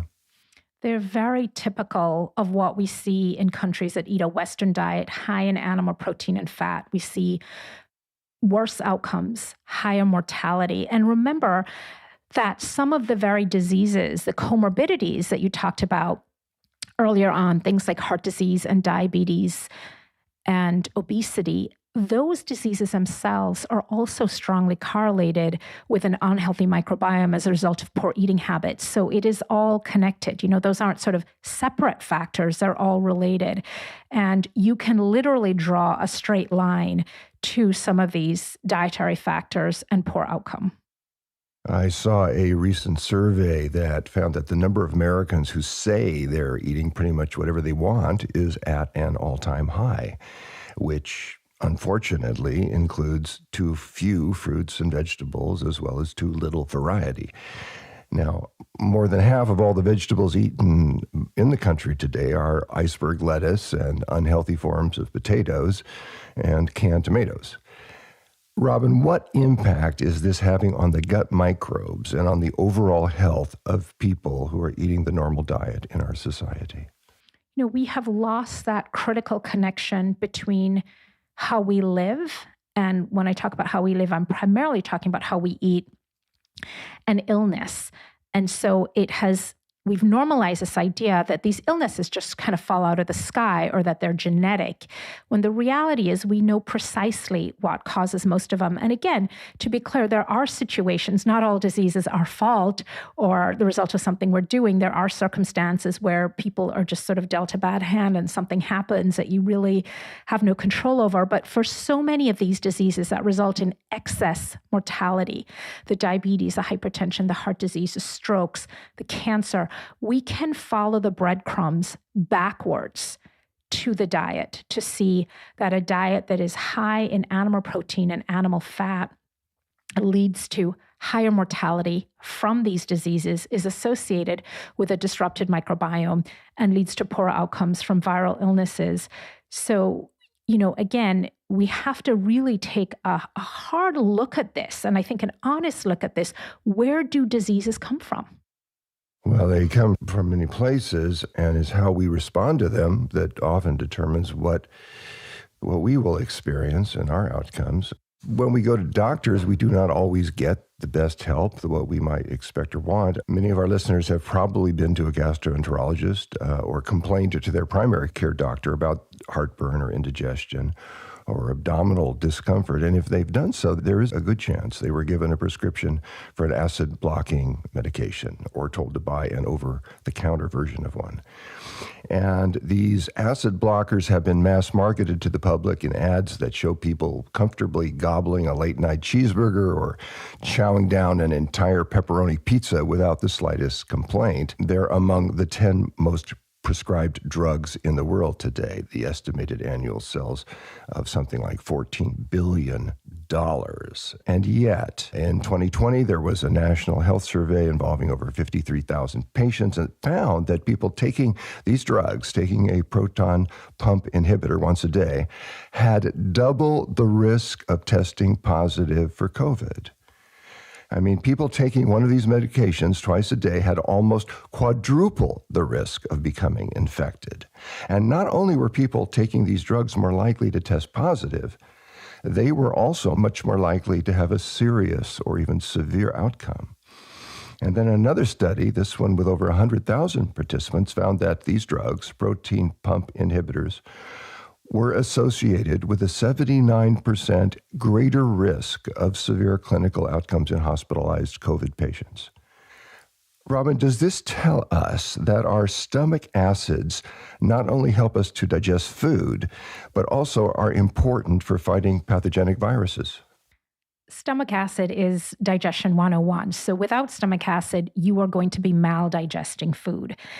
But as you point out, John, one of the bigger issues is also that stomach acid is one of our main defenses against pathogens that enter the body through the mouth. Stomach acid denatures viral protein like the spike protein in SARS-CoV-2 and renders it inactive. And so we see much higher rates, as you pointed out.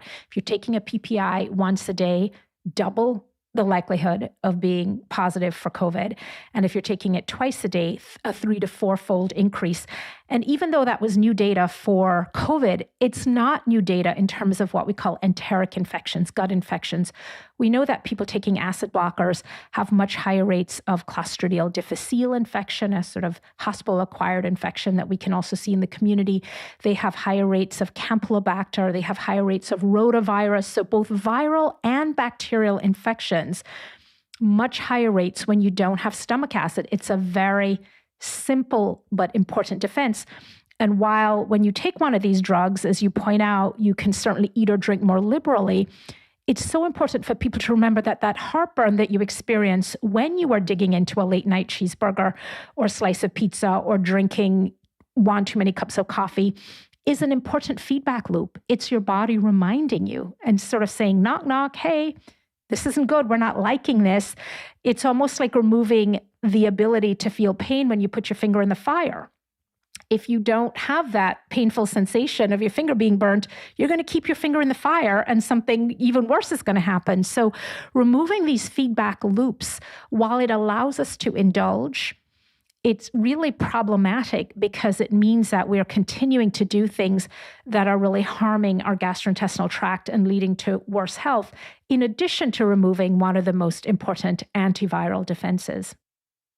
Are there other drugs that are commonly prescribed or commonly used over the counter today that negatively affect the microbiome's ability to help us defend ourselves against pathogens? Well, antibiotics would be at the top of the list, John. The really incredible statistic is that just 5 days of a broad-spectrum antibiotic, of the kind you might use to treat a sinus infection or a urinary tract infection, can remove up to 1/3 of your gut bacteria. And these are species that are not easily replaced. The idea that you just take a probiotic and you're good to go is really quite magical thinking. I like to use the analogy that removing gut bacteria with antibiotics is like draining out all the bath water out of your tub, and then taking a probiotic is like putting back in a cup of water. So hardly enough to really take a nice long bath with. So antibiotics are really at the very top of the list. Non-steroidal anti-inflammatory drugs are also disruptive to the microbiome and to the gut lining itself. And it's important for that gut lining to be intact for those mechanistic processes that I mentioned between the microbiome and the immune system to continue sort of unimpeded. We have immune suppressing drugs like steroids and biologics. Those are also very problematic for the microbiome. Really interestingly, there are 5 or 6 classes of drugs that we all talk about and think about, but there was a study that was published in 2020, and it looked at 41 different classes of drugs, and it found that almost half, 19 of the different classes, were disruptive to the microbiome, and included things like metformin, a drug that's used for diabetes. It included laxatives. It included SSRIs, selective serotonin reuptake inhibitors, the antidepressants that we talked about. We know that artificial sweeteners are incredibly disruptive and can create pathogenic bacteria. So there are very few drugs out there, actually, that don't potentially have some negative effect. And it's a really good reason to think twice and really think about what's in your medicine cabinet. I've been thinking how ridding our bodies of nasty microorganisms has been a goal of medicine for a long time, maybe since the invention of the microscope. Antibiotics may be the signature medical achievement of the 20th century. Drugs such as penicillin and streptomycin have saved millions of lives. By now, germophobia is big business. We have antibacterial and antimicrobial agents just about everywhere, and not just in cleaning products. They're bonded into the surface of credit cards. They're in countertops and baby bibs and plastic kitchen tools. They're imbued in cutting boards and high chairs and toys and bedding, even while there is mounting scientific evidence that they have a multitude of serious adverse health effects. Now, no one wants to bring back the killers of yore. No one wants to see outbreaks of cholera or tuberculosis or bacterial meningitis. But Robynne, you've said that an immune system that doesn't get up close and personal with enough germs early on is like a child with overprotective parents, ill-equipped to deal with problems when they inevitably happen. Robynne, are we paying a much greater price for our germophobia than we realize? We have super sanitized ourselves into a state of pretty poor health because, as you mentioned, it is essential. And we know this from, for example, David Strawn's work on the hygiene hypothesis, which was a long and large study of British children looking at why they were developing autoimmune diseases in post-industrial London. And he found that kids who were bathing a lot, kids who were not exposed to other children and not sort of catching the normal childhood illnesses had higher rates of autoimmune diseases. So it's absolutely essential to be exposed to germs early and frequently so that your immune system knows when to react and when not to, so that your immune system can say, this is a harmless bug, I don't need to do anything, versus this is something I really need to jump on.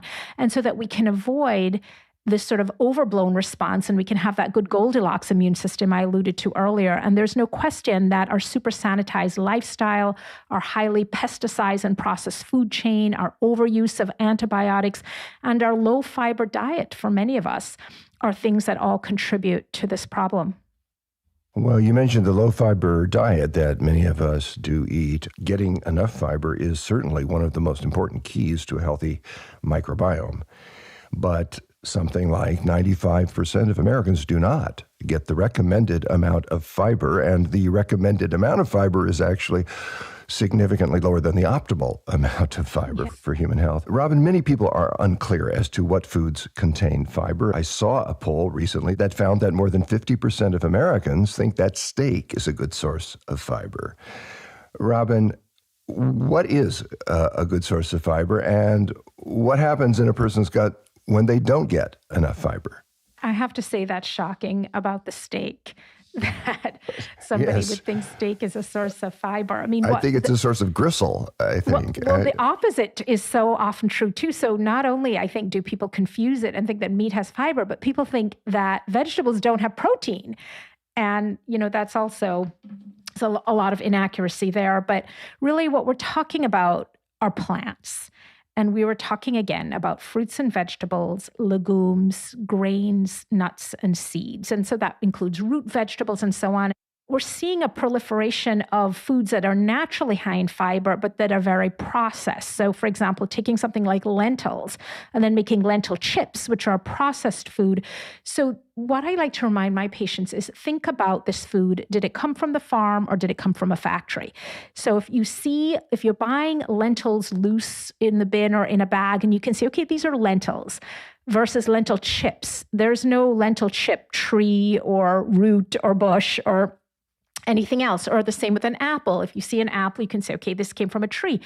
But when you see applesauce or an apple chip of some kind, there's no applesauce tree or root, etc. So even for the foods that are naturally high in fiber, when we eat them in a processed form that is really created in the factory, we're eating a much less nutritious, lower fiber version. But really, in terms of increasing fiber, it is really about increasing the amount of plants that we're eating. eating as many plants and as diverse a variety of plants as possible. Robynne, some people find that their guts don't do well with fiber. They don't seem to tolerate it. They get gas, they get bloating. They don't feel well when they eat things like even well-cooked beans. So what would you recommend to people to help them get over the bloating and the other symptoms that can be associated in some cases with high-fiber diets? It is very much like training for a marathon, John. You go slowly. You don't, if you're not a runner and you decide you're going to run 26.2 miles, you don't go out on the first day and run 10 miles. You go out on the first day and maybe you run 1 or 2, and maybe you run a little bit and you walk a little bit and you run a little bit and you walk a little bit. So you have to go slowly if you are introducing fiber into a gut that is not used to a lot of fiber. And there are a couple of things I recommend. One, with legumes that are, I think, just an incredible food in terms of gut health, is soak them ahead of time and don't use a canned versions, which tend to be more gas producing. You can add a little lemon juice to stimulate the digestive enzymes. You can use Beano or Beanzyme, which contains an enzyme, alpha-1 galactosidase. A lot of these foods, the reason they produce a lot of gas is they have a carbohydrate in them called raffinose, which is not easily broken down and digested by the body. And that's because it's really there to feed your microbes. And so introducing some of these substances, another one is cooking beans with a sea vegetable kombu that contains the enzyme alpha-1 galactosidase that can help to break it down. I'm a big fan of the green smoothies. Sometimes blending greens and drinking them or lightly steaming them can make them more palatable. So, my advice is generally go slowly, add a little bit at a time, and think about different ways of preparing them beyond just sort of raw leafy greens, for example. If you're eating cruciferous vegetables and they're giving you a lot of gas, etc., think about cooking them, blending them, or adding some of these digestive enzymes, the Beano, Beanzyme, or sea vegetables like kombu. I'm also thinking about fermented foods. Almost every single microbiome researcher that I'm familiar with is saying that fermented vegetables, such as sauerkraut and kimchi and pickles, are microbiome rock stars that contain both live probiotic bacteria and prebiotic fiber that nourish the beneficial gut bacteria.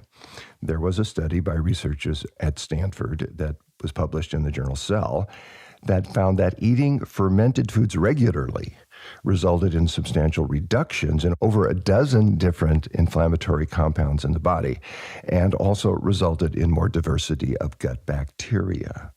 The more fermented foods that people ate, the greater the number of microbial species that bloomed in their guts.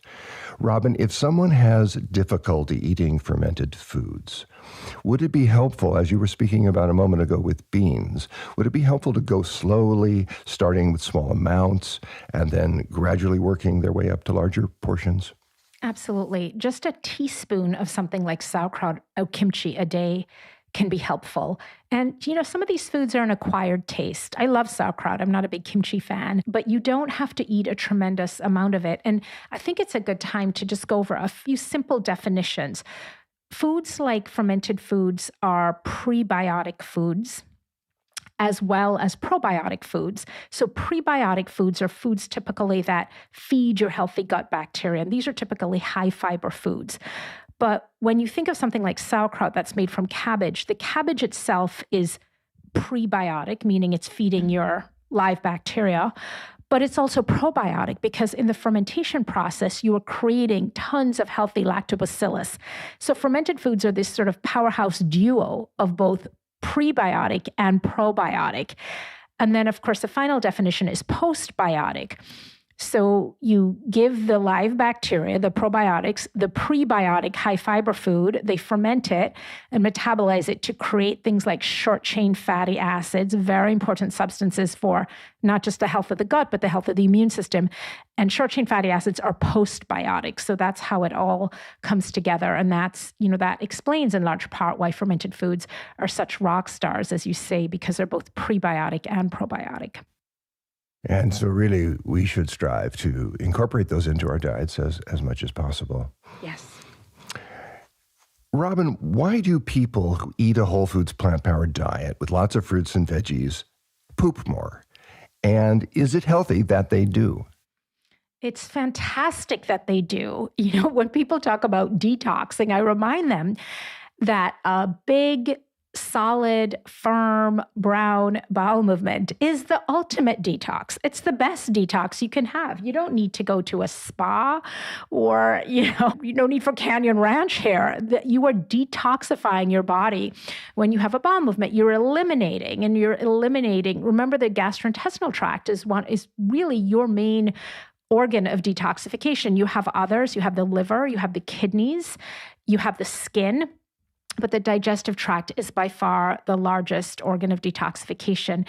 And so frequent bowel movements, now there can be a limit to that. And when we talk about bowel movements, we're also interested in the consistency. So if somebody's having frequent loose bowel movements, that can imply that there's a problem. But in general, I remind people, you eat every day. You should eliminate every day, at least once a day. So John, if we look at parts of sub-Saharan Africa where people practice subsistence farming and they eat in a very similar way to their Neolithic ancestors. Vast majority of what they're eating is grown right there. It's high fiber. Sometimes they're eating 70, 80, 90 grams of fiber. They are having bowel movements as big as my head that fall effortlessly from their bodies. They don't have a messy, schmeary cleanup because they're evacuating completely. Often when it takes us a long time to clean up after a bowel movement, it's because there's still residual stool in the vault. We're not having a full emptying because we don't have a bulky enough stool because we don't have enough fiber in our diet. So they have these magnificent bowel movements that just effortlessly are eliminated. And here's the important part. They have almost non-existent rates of colon cancer, of diverticulosis, of inflammatory bowel disease, of irritable bowel syndrome, of all these gut problems, as well as autoimmune diseases and other things. Now they have starvation and malaria, and they have infectious problems. And of course, malnutrition is a major issue. But we know that their whole foods, plant-based, plant-powered diet, and high levels of fiber are responsible for these healthy, frequent, robust, firm bowel movements and for these very low rates of gastrointestinal as well as other diseases. In your new book, you write of a patient of yours named Anjali, who you diagnosed with Crohn's disease 2 years after she moved to the U.S. from India to attend college.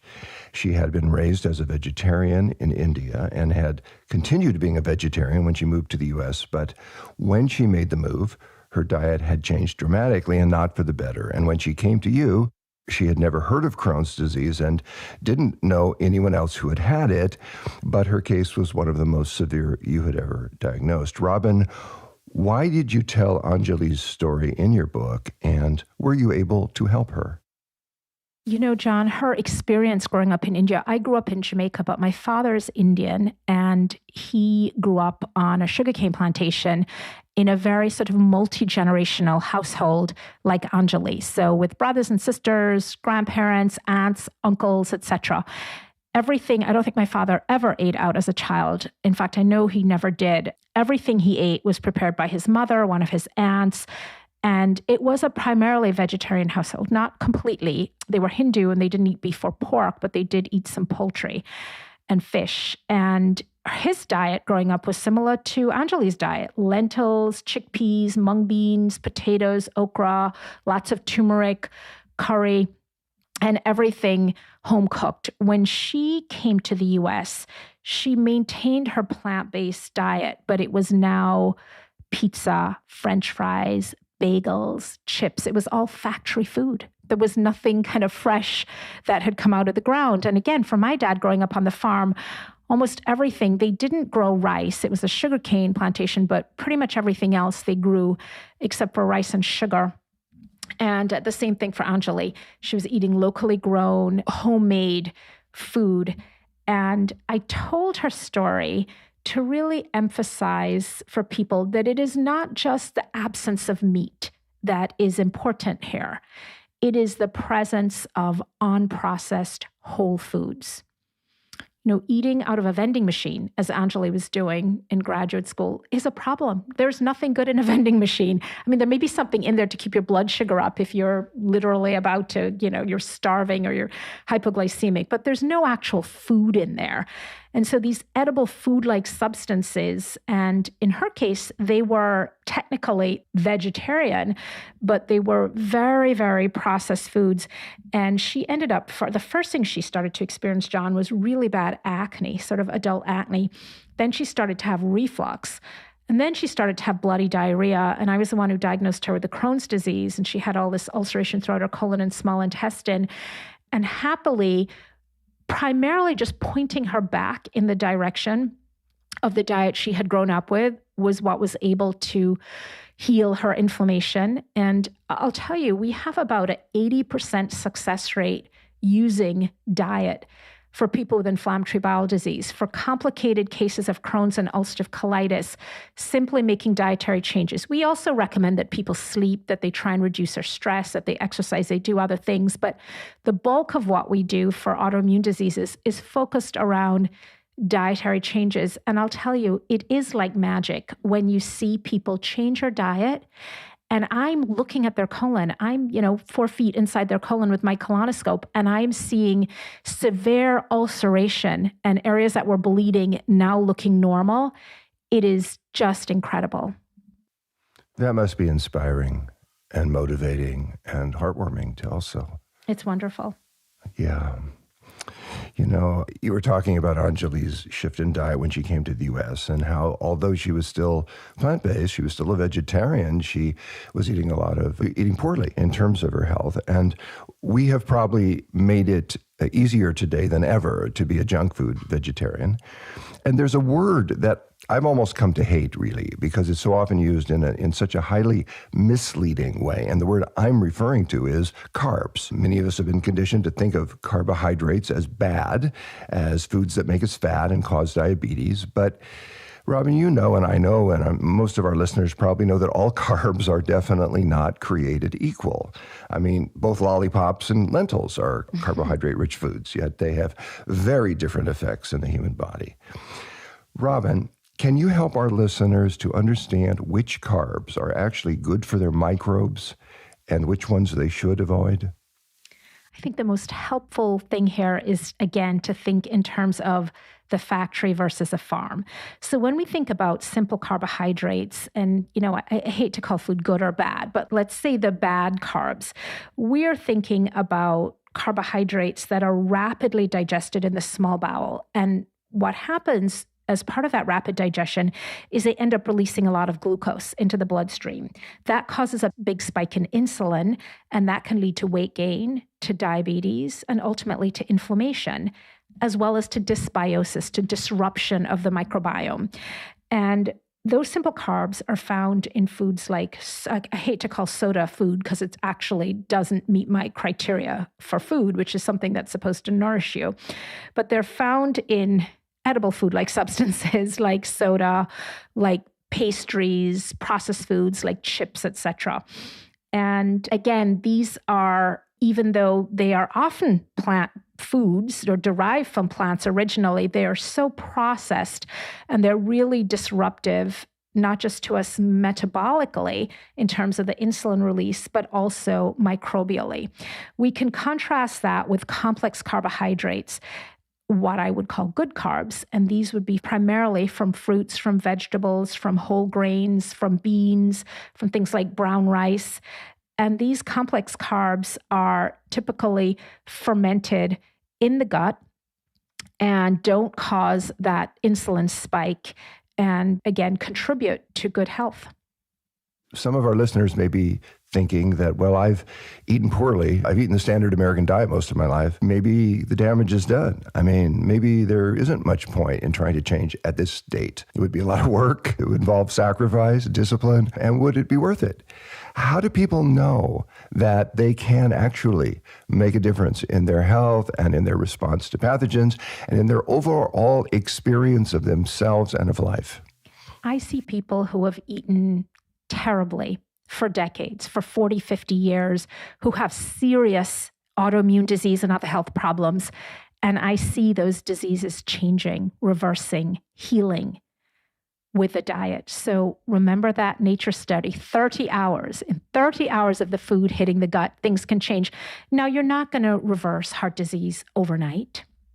or put your Crohn's into remission overnight either. But this is a bread and butter of what I do in my practice, is helping people with serious autoimmune gut disorders improve, get into remission, primarily through changing their diet. So I'm here to tell you it's very possible. I want to ask you one final question about the pandemic. We have today the phenomenon known as long COVID. It's also known as post-acute COVID syndrome, but it describes the constellation of symptoms like fatigue and shortness of breath and headaches and often loss of taste and smell and brain fog that can linger months after a diagnosis of COVID-19. Now, researchers at the Center for Gut Microbiota Research at the Chinese University of Hong Kong found that those who went on to develop long COVID tended to have a less diverse and less abundant microbiome compared with those who fully recovered. And they also found an association between specific groups of bacteria and specific post-COVID symptoms. Robynne, I hear you saying again and again that a healthier gut microbiome makes us less likely to experience a viral illness and less likely to have a serious case if we do become infected. What I want to ask you is this. Does having a healthier gut microbiome also mean a lower risk of the microbial abnormalities persisting after the virus is gone and thus less risk of long COVID? It does, John. We know that just as it's protective in a way against worse outcomes, it is protective against developing long COVID and against developing severe long COVID. I also want to point out that a viral infection like SARS-CoV-2 itself can induce changes in the microbiome, dysbiosis. And what we see is that if at the time when you get infected, you have a healthier microbiome to begin with, those dysbiotic changes are likely to be less severe and more reversible.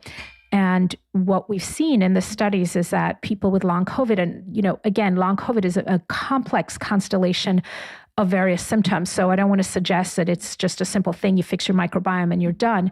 But what we've seen over and over again from symptoms like dysautonomia, where people are having rapid changes in their heart rate and blood pressure that are positional, people with brain fog, people who are having cardiopulmonary symptoms, and people who have ongoing GI symptoms, that all of these conditions have been correlated with changes in the microbiome. And, we have really good evidence to suggest that if you start with a healthier microbiome, you're less likely to experience them, and that paying attention to what's going on in your gut, to your gut health, the health of your microbiome is a helpful strategy for combating long COVID, in addition to whatever other physical therapy, neurological therapy, et cetera, that you're doing. For several years now, people have been asking why some people suffer from severe and even fatal forms of viral illnesses like COVID, while other people experience only mild symptoms or none at all. I mean, what determines who makes a complete recovery and who ends up plagued with long-haul symptoms? Robynne, you're helping us to understand that host health matters as much as, or maybe even more than, the virulence of the pathogen. And this is a very empowering message, and one I think we desperately need to hear and to heed today, because you're showing us how to take charge of our health, and that what we eat doesn't just matter in the time of a global pandemic. It may be the most important tool we have to lessen the fear and the stress we live with, and to replace it with knowledge that can literally make the difference between life and death. On behalf of Ocean and myself and everyone involved in the food revolution, I thank you for your wonderful work, for your courage and your wisdom and your compassion, for writing your wonderful new book. And of course, I thank you for being with us today. It's my absolute pleasure. Thank you so much for all the great work you're doing and for your wonderful community. We've been talking with Dr. Robynne Chutkan, author of The Antiviral Gut, Tackling Pathogens from the Inside Out. Robynne, you're leading the way to giving us critical and useful insights on the learning edge of what may be the most compelling new frontier of medical discovery, the microbiome. Your work is fascinating. It's life-changing. And we thank you so much for your wisdom, for your leadership, and for your partnership in the food revolution. Thank you.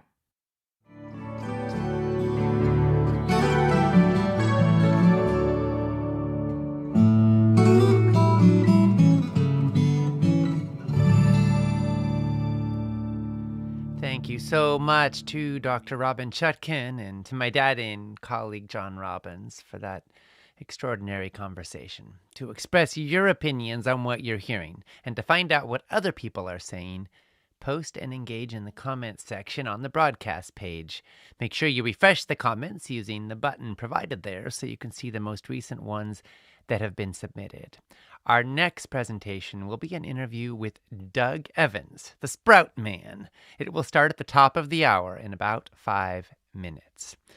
Roseanne said at the tender age of 71, having been eating plant-based for the past 6 months, I was beginning to struggle and was losing enthusiasm. Thanks to listening to these presentations, I am more excited and committed than ever. Thanks so much.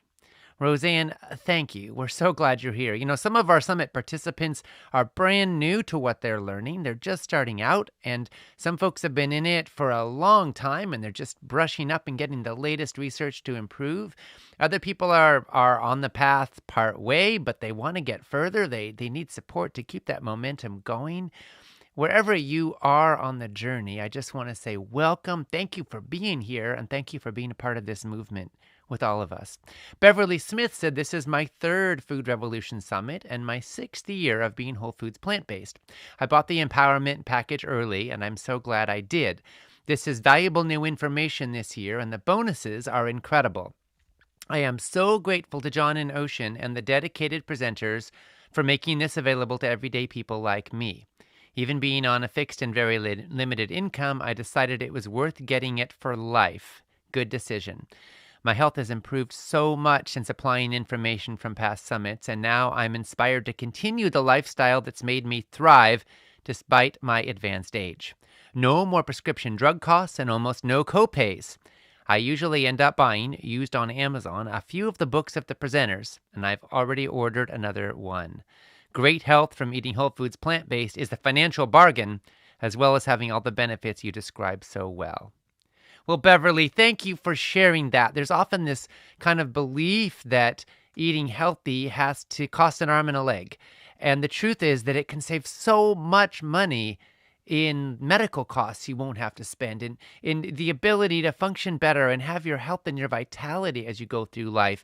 And when you know how to do it, you can eat very well on remarkably little money as well. We'll be talking about that some in the finale of the summit at the end of on the last day. So make sure you come back and listen. We'll talk about how you can eat plant-based on a budget and save money and time while increasing deliciousness and making it all happen in your life.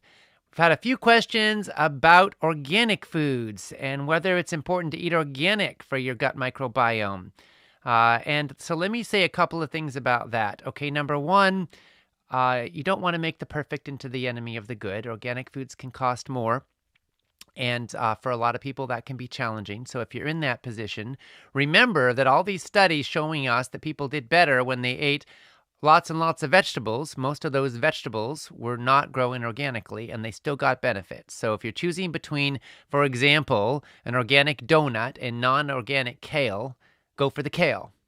That said, for those who can afford it, going organic can be beneficial because it's true that glyphosate is the primary active ingredient in Roundup. It's sprayed on a lot of commercially grown cereal crops today, grains and legumes. And it's an antibiotic as well as a probable carcinogen and an endocrine disruptor. And so that means it can kill bacteria. So if you want to optimize your microbiome, then going organic can be beneficial. And Environmental Working Group offers a report every year. You can Google it for the Clean 15 and the Dirty Dozen, so you can see some of the most and least pesticide-contaminated foods. And that can help guide your choices so you optimize and go organic with the things that matter the most. And another tip I would give is washing your produce. We actually have an article. If you go to foodrevolution.org and search for produce washing, you'll see it. And the bottom line is that if you put about a tablespoon of baking soda in a gallon of water and swish it up and then soak your veggies in there for about 10 minutes, you get off the vast majority of any pesticide residues that may be on there. We heard from Crystal Van Dusen, who said hello from Canada. This is my first summit. I'm loving it so far. I very much enjoyed yesterday's presentations. I'm looking forward to all that's to come. I'm pre-diabetic and need to lose a lot of weight and suffer from anxiety and depression. My elderly father, for whom I'm caregiver, has many health issues, and my sister is currently undergoing chemo for breast cancer. I've done a vegan diet before, but did not fully commit or do it properly, so I didn't stick with it. I'm taking lots and lots of notes. Thank you so much for doing this and bringing these amazing doctors to share their knowledge with us. Well, Crystal, we want to support you and your whole family in your journey, so we'll be gifting you with an empowerment package. You'll own the recordings and the transcripts for life. Congratulations. And now, in a moment, you're going to hear us on the line with Doug Evans. But first, a word about the Food Revolution Network mission. Here we go. At Food Revolution Network, our mission is healthy, ethical, and sustainable food for everyone who eats. We want kids to learn about healthy food in school. We want doctors to learn how nutrition impacts health in medical school. We want the routine use of antibiotics banned from factory farms. We want a world where everyone, regardless of their ethnic or economic background, has knowledge of and access to healthy food for their family. We want a world in which heart disease, cancer, Alzheimer's, obesity, and diabetes are rare, and in which vibrant health is the status quo. We're spreading the word and standing for change. And with every empowerment package purchased, we make a donation to Trees for the Future, enabling them to plant an organic fruit or nut tree in a low-income community. Join this movement and support this mission.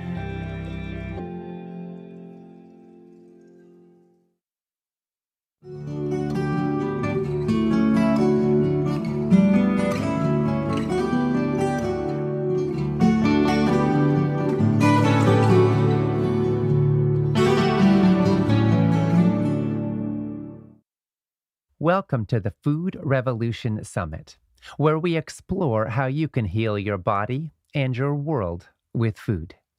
This is Ocean Robbins, and I am joined by my dad and colleague, John Robbins, in welcoming our guest, Doug Evans. Doug's mission in life is to help people learn how to grow and eat the most nutritious food on the planet, sprouts. He's the best-selling author of The Sprout Book, and founder of Organic Avenue, one of the first exclusively organic plant-based retail chains in the United States. Doug loves to teach people about the power of sprouts, and he is revolutionizing gardening by helping people grow their own food right in their kitchen in an affordable and accessible way. So now, Doug, we are so grateful for your work and so excited for this time with you. And now for the interview, I'm going to hand it over to my dad and colleague, John Robbins. Well, thank you for that introduction, Ocean. And thank you, Doug, for being with us. It's an absolute pleasure to be with both of you for the summit. Well, we are delighted to have you and to bring your wisdom and message to our listeners. You know, at the Food Revolution Network, our mission statement is healthy, ethical, and sustainable food for all.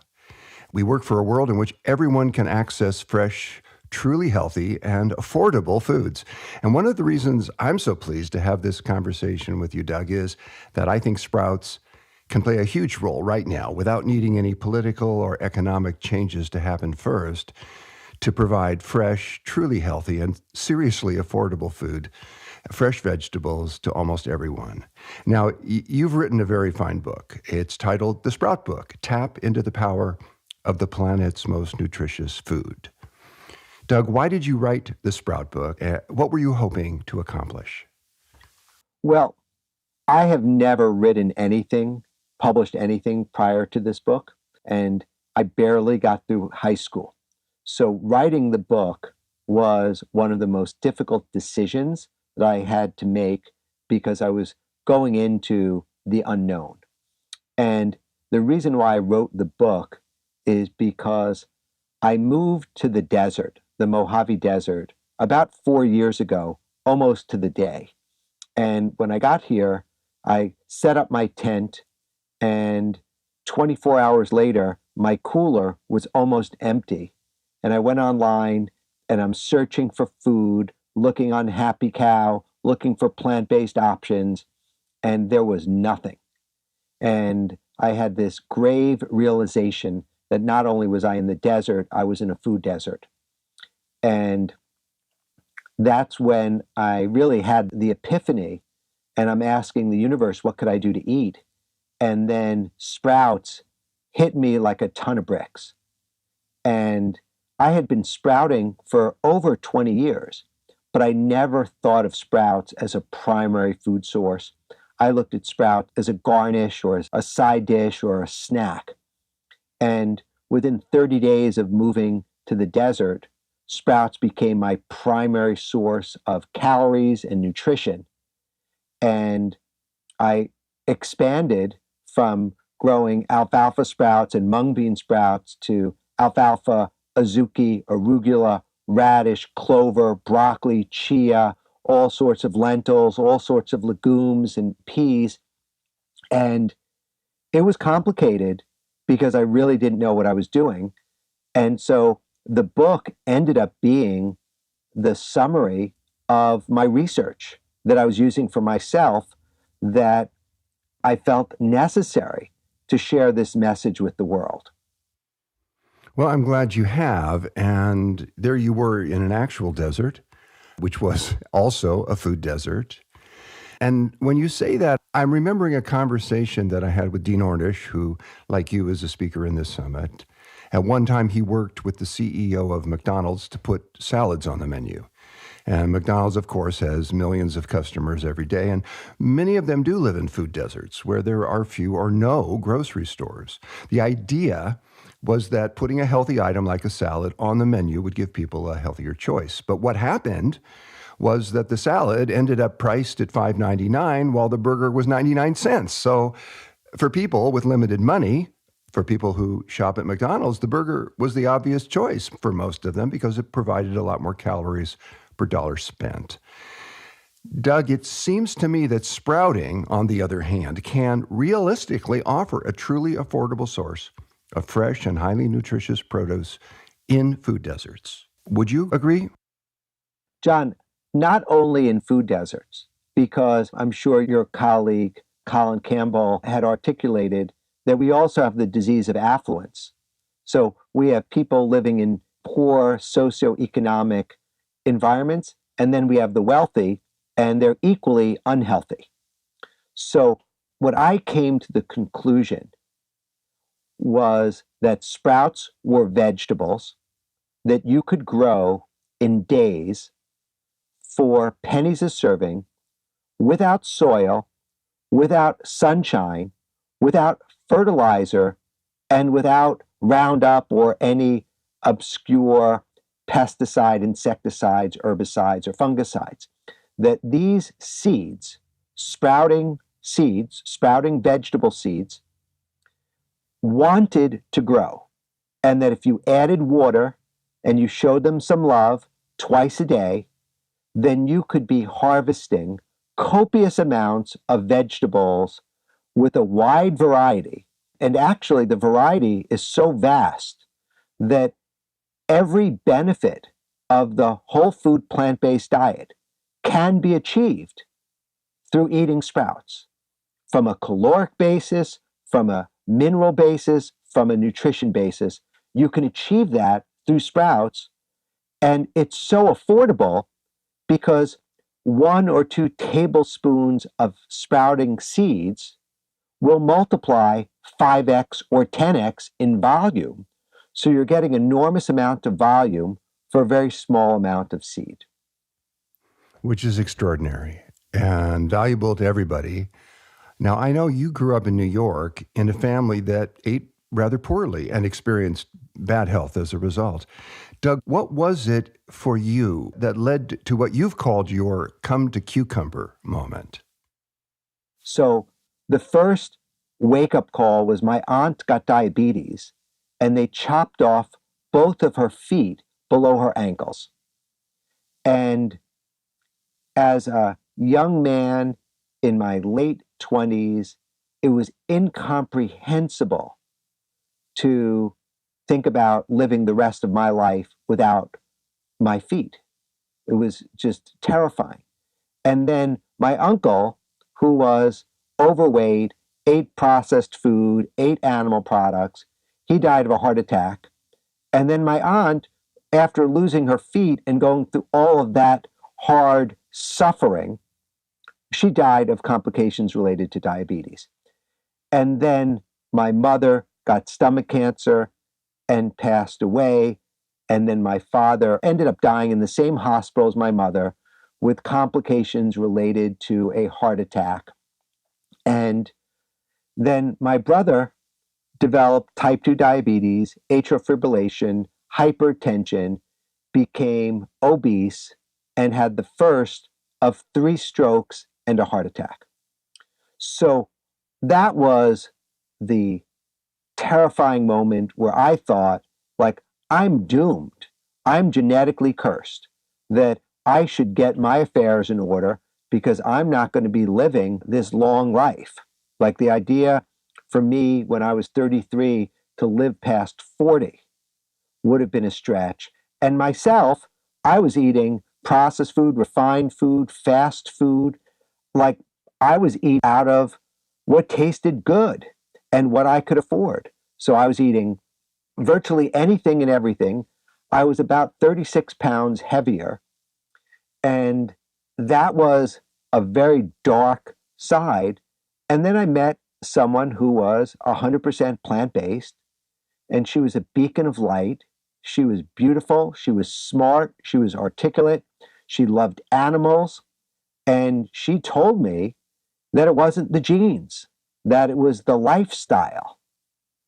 And I think I stayed up all night, like processing that.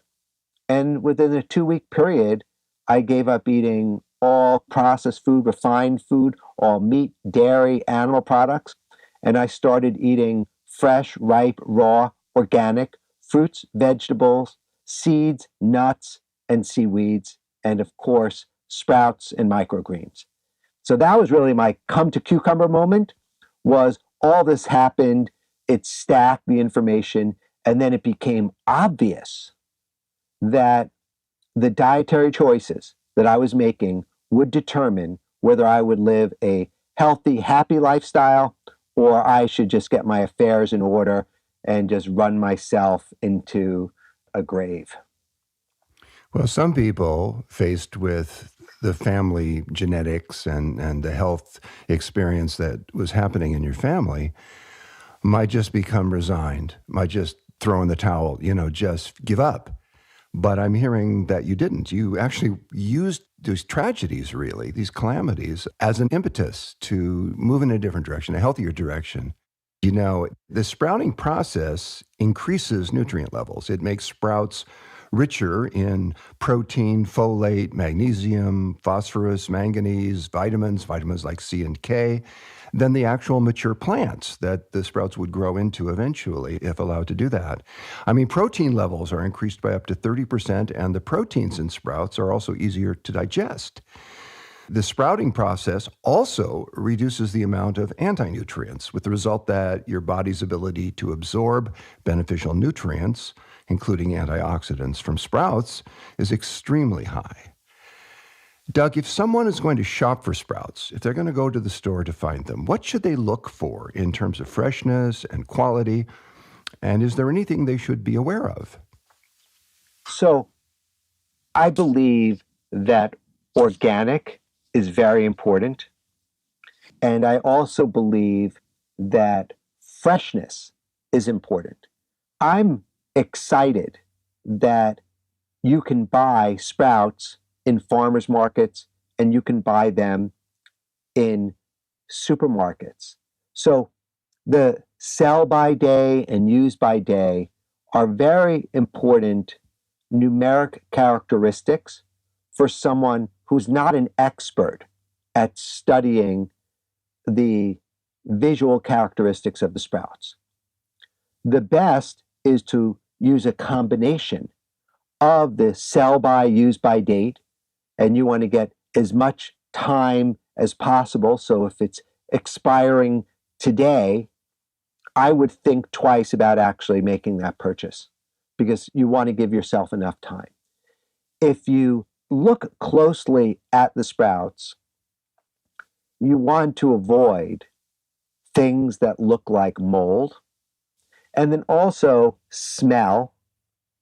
Sprouts may smell intense, but that intensity might be the spiciness or the crispness or the familiar smell of cruciferous vegetables. But if it smells putrid and funky, that's not good. To me, sprouts have a germinative energy that's just amazing. I don't think we have the capacity yet to measure this energy, but I believe it's one of the reasons that seeds and nuts in general have been shown to be so powerful in preventing and reversing so many forms of disease. And like seeds and nuts, sprouts, by their very nature, are designed to burst into a plant. And as such, I think they very well may have benefits above and beyond the nutrients that we know how to measure. That's one of the reasons I found that sprouts are a great way to introduce kids to the fertility of the natural world, to the wonders of seeds, and they really are wonderful, and to the joys and the importance of growing some of your own food. Doug, you've written that sprouts help you to control your food destiny, and that knowing how to sprout and having a quantity of seeds on hand makes you feel truly empowered. Can you explain to our listeners why you say that? You can buy 35-pound buckets of, say, lentils or garbanzo beans or broccoli sprouts or alfalfa sprouts or any number of these sprouts. And in the event of serious restrictions or limitations in supply chain, you can take these sprouts, add water, and have edible food in as little as 24 hours. And you could have an abundance of food for weeks or months or years. And 1 tablespoon of sprouting seeds will easily turn into multiple cups of vegetables in the form of sprouts. So the idea that you could actually have thousands of calories a day of sprouts that you can grow without soil, without sunshine, without fertilizer, by just adding water. And also have variety of flavors, textures, aroma, that you literally can grow your vegetables on your countertop. And normally it takes months, weeks, months, or years to grow a garden. You can do all this in days. 24 hours to 7 days, you could be growing massive, copious amounts of vegetables.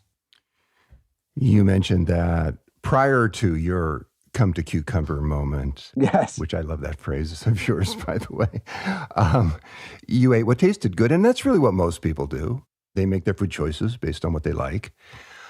And some people find that sprouts are an acquired taste. Doug, what advice would you have for those of our listeners who may have tried sprouts at one time, but didn't like the taste? If you were to just take something as simple as balsamic vinegar and add them to the sprouts, you would taste only the balsamic vinegar and you wouldn't taste the sprouts. If you were to take tahini, which is a sesame paste, and make that into a dressing and to dip the sprouts into the tahini, you would only taste the tahini dressing. If you were to take any sort of citrus, whether you want something sweet like an orange or sour like a lemon, and add a little vinegar, you can make a citrus vinaigrette. And so the dressings can make all the difference in the world. So that's number one. The second thing is my brother is still alive, 3 strokes, heart attack later, still alive. And he has aversions to certain sprouts because they look too healthy for him. So what we do is we'll take the garbanzo beans, we'll sprout them. We'll take the lentils, we'll sprout them, and then we'll blend them into a hummus or a dip. And then no one's looking at them as sprouts. They're looking at them as a dip. And people seem to like dips. And it's a way of eating them. And we'll end up using a combination of whole sprouts, blended sprouts together, to fill in the meal. And that sounds like a delicious way to go about it. Broccoli is on a lot of people's minds. Broccoli sprouts have gotten a lot of press. We all know that broccoli is a healthy food. Not all of us like it. I personally have come to love broccoli, as long as it isn't overcooked and mushy. In my kitchen, it's broccoli sprouts, though, that are the stars. We sprout them every day. We know that broccoli sprouts contain up to 100 times the cancer-fighting compounds of mature broccoli, which is a high bar. Broccoli sprouts are just amazing. There was a study published in the Journal of Medicinal Food that found that young broccoli sprouts can be an effective supplement in the management of type 2 diabetes.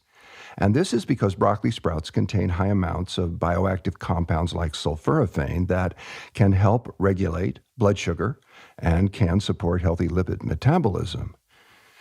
Doug, as well as broccoli sprouts, are there any other sprouts that strike you as uniquely and importantly beneficial?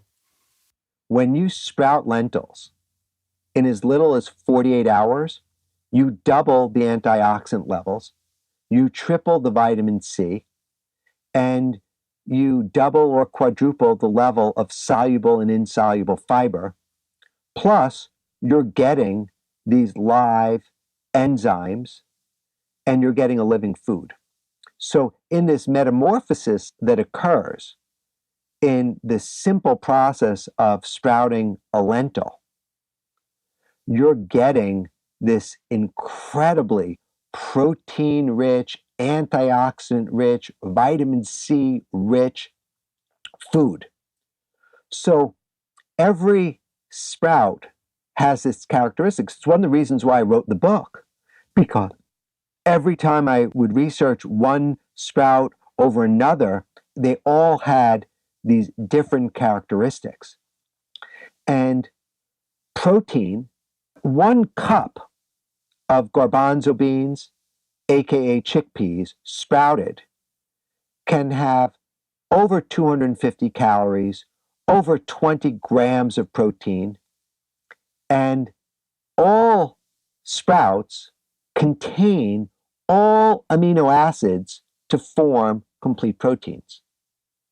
So the miracle of sprout-based nutrition is just scratching the surface. And, I called my book the Sprout Book and not the Sprout Bible because to me it was just a primer to get people interested and started and to start sprouting and to kind of unleash a lot more of the research, which is all happening. There's probably 2,500 published papers on sprouts that have come out in the last 30 months since, I started to work on the book. Well, I like your phrase, the miracle of sprout-based nutrition. It is kind of a miracle. It's an amazing experience to watch a few tablespoons of seeds grow in a week into several cups of fully edible and super nutritious plants. And Doug, what's also amazing to me is that you don't need to be any kind of expert gardener or have any kind of green thumb or even have any gardening experience. And that's important. Gardening can be intimidating to a lot of us. It is a lot of work up front. It requires soil and sun and patience. It takes a lot of time. But on the other hand, sprouting is really simple, and the results come so quickly that it's really easy to keep a steady supply growing right in your kitchen. Doug, what obstacles do people encounter who want to grow their own sprouts? The obstacles that come up are trivial. And one of the things that I recommend is to use your calendar to set reminders to nurture the sprouts. Because if we back up a little bit, to make sprouts, you typically soak them for between 5 hours and 8 hours, right? Which could happen overnight. So you're adding water to the seeds in a vessel or on a tray, and you're soaking the sprouts, right? You're soaking the seeds. That soaking process triggers the germination. So the seeds themselves are complete living organisms in a dormant state. And when you soak them for that 5 hours or 8 hours, the water penetrates the shell of the seed, also known as the testa, and it triggers germination to begin. And then you simply rinse the seeds with fresh water twice a day, maybe 3 times a day if you're in a very dry climate. And that's it. The sprouts and the seeds know what to do, and they just continue to double and triple in size in a 24-hour period and are creating these vegetables. And the seed themselves contain within them everything that they need to go from this hard, dry, dormant seed into a full living vegetable in that week without that soil, without the sunlight, without the fertilizer or the pesticides. Like they have everything that they need because that's how nature designed them to operate. We've been growing in our kitchen, we've been growing sprouts constantly for years. And we started out trying using a variety of sprouting bags and other forms of sprouting paraphernalia.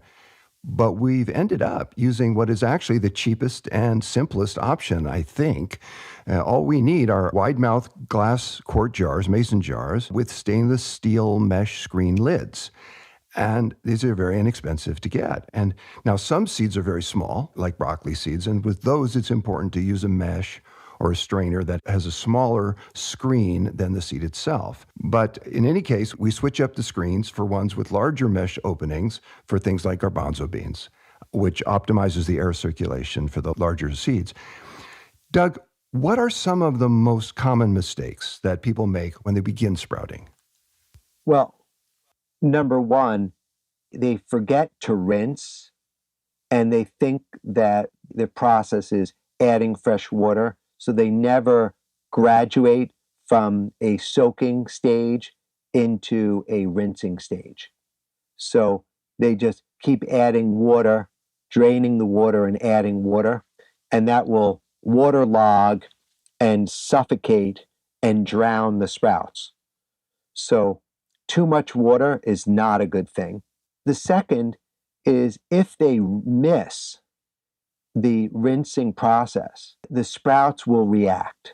The sprouts, once triggered into germination stage, they require the water. And if they don't get the water, you will see root hairs growing out of the sprouts. And the root hairs are looking for water, right? That's their purpose in nature. If they don't get the water and there's just some moisture and humidity inside, that could trigger mold, airborne mold spores to find the root hairs and to trigger mold forming. So the seeds need that perfect amount of water, which can be achieved in the simple process of rinsing them and then straining them. So the biggest obstacle that some people might encounter with sprouting would be mold. And you can get mold problems either by giving them too much water, like just soaking them, and rather than soaking them overnight and then rinsing them regularly. Or you can get mold if you don't rinse them enough and they tend to dry out or they get waterlogged. So it's a fine line. And it may sound intimidating to people to hear that, oh, I'm afraid I'm going to not get it right, and then we'll have mold problems. But I have found that actually it's really very simple to get it right, that it's a pretty wide lane that you have when you just soak them overnight and then rinse them twice a day. I sometimes even rinse them 3 times a day, but I make sure when I rinse them that all the water does go out, that they're well drained. And I have never had any problem with mold doing it that way. Yeah, I think that the issue of following the directions really makes a big difference, right? And then the other process, and this is much more precautionary, is to prepare the seeds.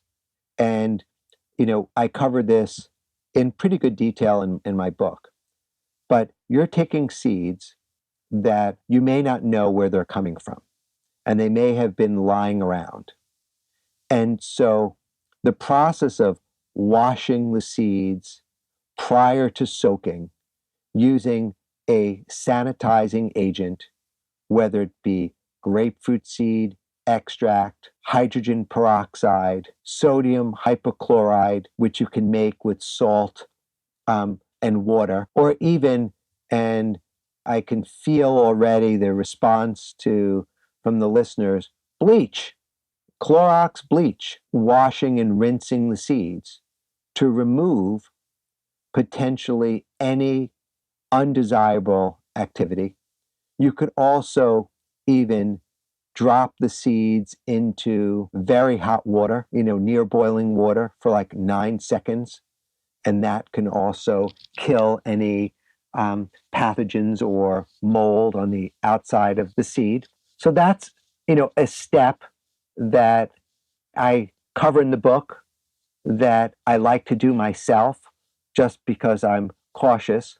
And then another thing that sometimes people make the mistake of is they're using seeds that have not been tested for sprouting or designed or being sold for sprouting. So they could be old, they could be non-organic, they could be moldy, and you're starting off with a poor source that if you're buying dedicated sprouting seeds, they could be tested for pathogens, they could be tested for high levels of germination, and you'll probably get a smoother, better result from those. Well, some seeds that are sold for planting to grow into vegetables on the commercial market have been treated with various kinds of biocides, pesticides, and you wouldn't want to use those. So you do really want to use seeds that have been specifically grown and prepared and frankly bred for sprouting. Is that what you're saying?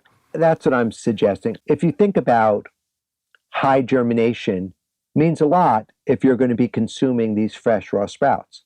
And seeds that don't sprout actually become problematic to the seeds that do sprout. If you think about that metaphor, one bad apple can ruin, the bushel or the barrel. That can happen with sprouts as well. Well, speaking of apples, there's a saying that an apple a day keeps the doctor away. It sounds like sprouts might be the new apple. Well, listen, John, my epiphany were, number one, sprouts are vegetables, sprouts are food. Number two, sprouts are vitamins and minerals. So the idea of taking a multivitamin or a supplement versus eating an array of sprouts, no question, better off eating and getting your nutrition, vitamins and minerals from food, and sprouts are food. Number three, and this was probably the biggest eye-opening part of my journey, was that sprouts were medicine. And the isothiocyanates that are in the cruciferous vegetables, and in particular the broccoli sprouts, contain the precursor to sulforaphane, the glucoraphanin. And when this precursor compound, glucoraphanin, when you chew it, bite it, shred it, freeze it, or it goes into the gut, where the gut microbiome in your stomach produces an enzyme called myrosinase. The combination of glucoraphanin and myrosinase forms sulforaphane, which has been, you had mentioned before the work that was done with diabetes, but there's been extensive work on autism, on cancer, on Alzheimer's, and that it seems as though that broccoli sprouts are something that every person should be incorporating, a couple of ounces a day of broccoli sprouts into their diet. And it's virtually free to do. We're talking about pennies a serving to be able to have an ounce or two of broccoli sprouts every day. So if people, the scientific community, and Johns Hopkins did a lot of work on broccoli sprouts, I believe that if you were to go down from watercress to alfalfa to radish and clover and lentils and the chia and the flax and the fenugreek, that every one of these vegetables would have this jam-packed, differentiated profile for health and healing. There's been a lot of extremely impressive research on broccoli sprouts, as you mentioned, but I would bet that we would see similar results if we tested mustard green sprouts or kale sprouts or even just cabbage sprouts, red cabbage sprouts, for example. And I think that's important because it's always to our advantage to eat a variety and a diverse range of foods for optimal nutrition. And since sprouted foods, sprouts have nutritional spectrums that are each unique and different from their mature counterparts, they can all add important variety to our diets. That's right. I believe that we should be eating dozens of different varieties. And, there's easily dozens of different sprouts that you can eat every day with different seasonings, different formulations to get that variety of food. And A, develop this healthy microbiome. B, fill yourself up with these fiber-rich foods. And, you had mentioned earlier in our conversation about Dr. Dean Ornish. For the book, I interviewed Dr. Dean Ornish. I interviewed Dr. Joel Fuhrman, Dr. Joel Kahn. I also went to interview people like Dr. Josh Axe, who wrote the keto book, who it doesn't follow my dietary guidelines, but he was a fan of sprouts. I interviewed Dr. Mark Hyman, who is the kind of primary force behind functional medicine. Very much believes in the power of plants, but not necessarily exclusively. And he loves sprouts. So it was really interesting as I went through the spectrum of speaking to a broad range of doctors, nutritionists, dietitians that had from all different spectrums, because I had too much bias. So I was not looking for confirmation bias, I was looking for diversity of opinion. And I wanted to make sure before I went public with sharing this information that I was doing enough research.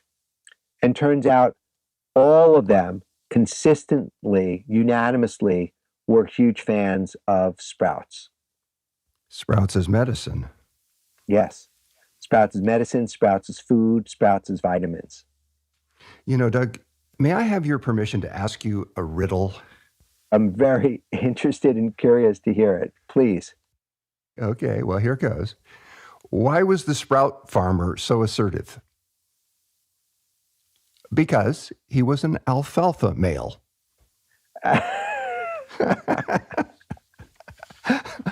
Sorry about that. That's very, very good.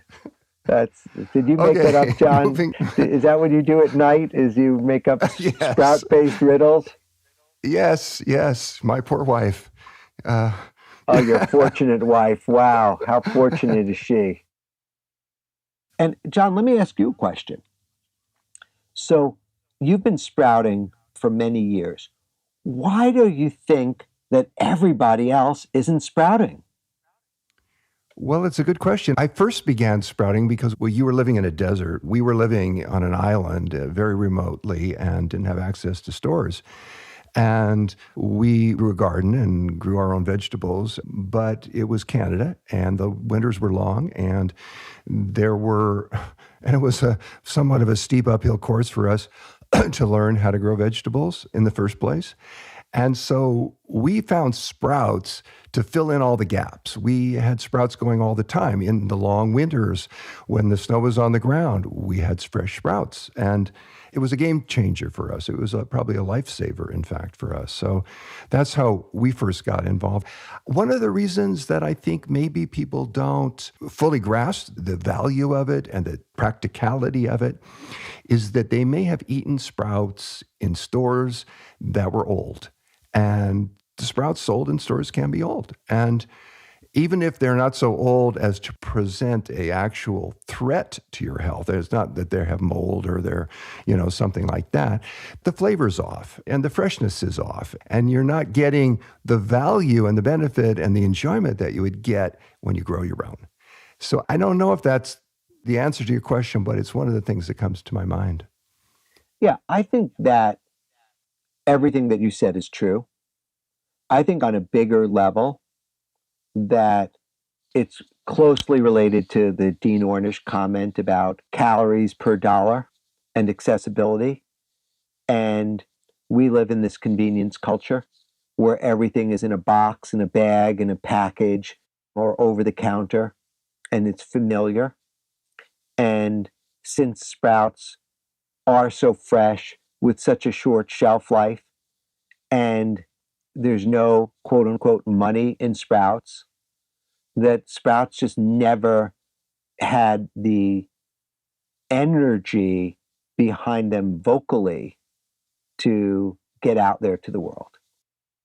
Wouldn't it be wonderful if sprouts had the marketing budget and clout behind them that processed foods do and junk foods do? We hear a lot about the importance of eating fresh fruit and vegetables, fresh food, and yet most of the produce that we buy in our supermarkets and that's sold in our grocery stores has traveled hundreds of miles, in some cases thousands of miles, before it finds its way to our plates. And even if the produce is locally grown, it can still take a week for it to be picked and packed and sent through a distributor and then to a retail store and then placed on the shelf at the store before we find it there and purchase it and bring it home. Now, shopping at farmers markets greatly reduces that amount of lag time, but that's not always possible or practical for everybody. And with homegrown sprouts and microgreens, there's literally zero lag time. You eat these foods at the absolute peak of their freshness and their quality. I think that's one of the strongest selling points about these things. There's no question about that. And, I always like to answer the questions that I think will come up also. And when I think about freshness, people are always asking me, how do I store the sprouts? And I tell them I rarely store them because it's so easy to grow that you could just be constantly adding another jar, adding another tray, and always having, fresh sprouts available. So the idea that the vegetables that are in the supermarket could be a week or 2 weeks old and that they could have traveled hundreds or thousands of miles and you don't know the source of them, where they came from, that the idea that you could control your fresh vegetable supply chain by having dry seeds on your counter and a good water source is extraordinary to me, John. It's just like the most mind-boggling thing that I went from never growing anything to being able to grow, my own food. Well, I'm glad that you did. And it's clear that your focus now is to get the whole world sprouting. And I'm thrilled that you've accepted and embraced this calling, because you're being of real service to countless people who, thanks to your work and your message, are now able to grow incredibly fresh and exceedingly nutritious and very delicious sprouts and microgreens inexpensively in their own kitchens. It's a wonderful thing to do. Doug, on behalf of Ocean and myself, and on behalf of all of our listeners, and frankly, on behalf of everyone who plans to eat for the rest of their lives, I thank you. I thank you for your dedication and your persistence. I thank you for your creativity and passion, and of course, for being with us today. Well, it's an absolute honor. I love what you're doing with the Food Revolution Network. I love the books that you're publishing and your message.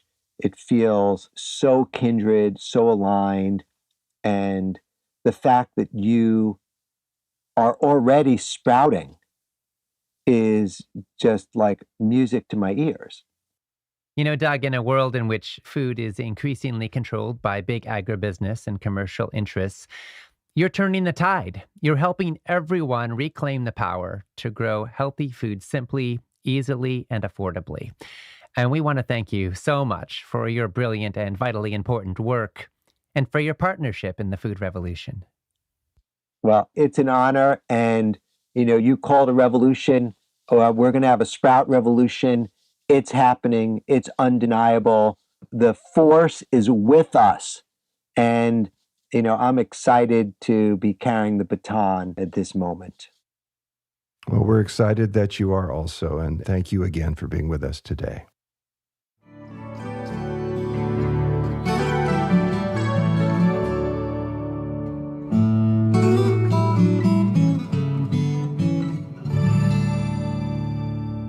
Thank you so much to Doug Evans, the Sprout Man, and to my dad and colleague John Robbins for that incredibly inspiring and motivating conversation.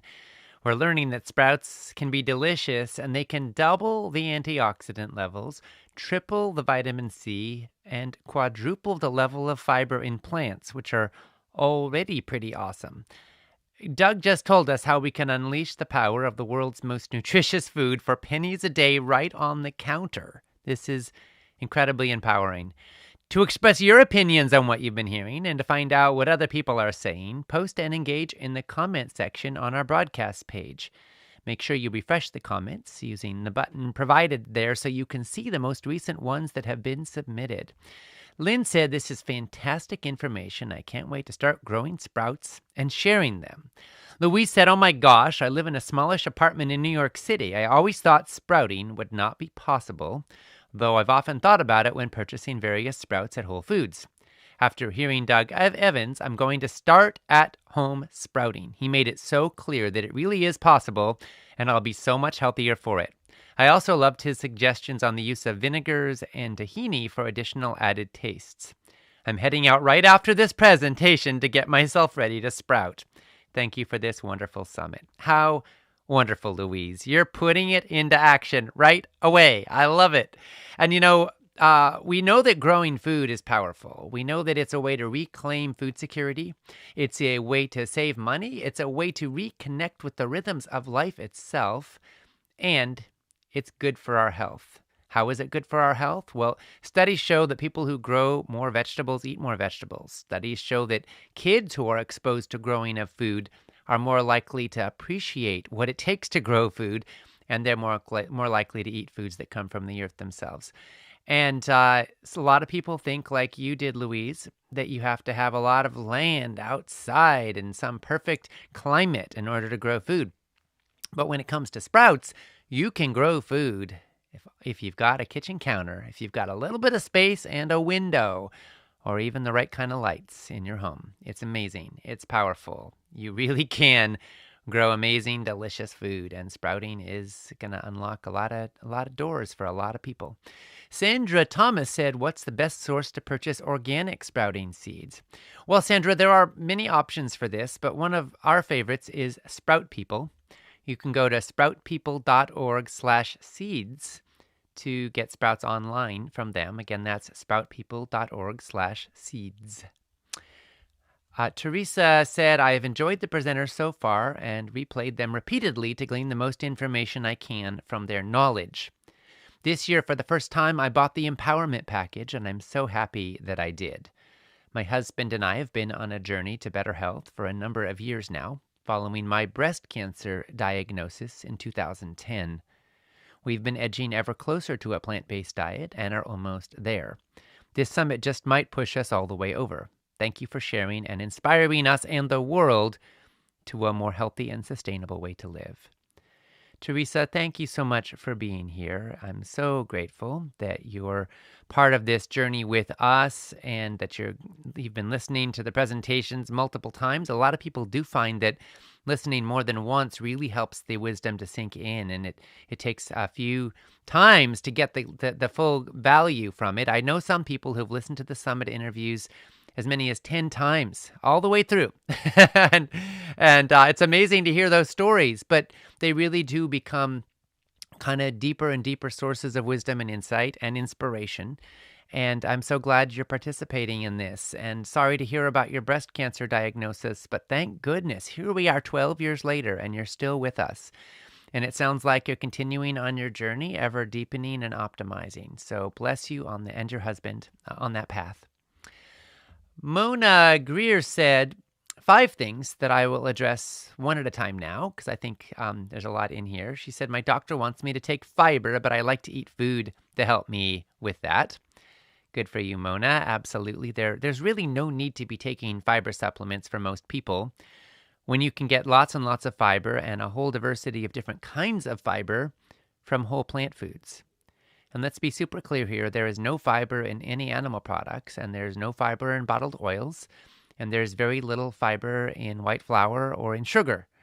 But there is fiber in whole plant foods of all shapes and sizes and kinds. Mona also said, I take powder collagen in my tea at night. Does this really help?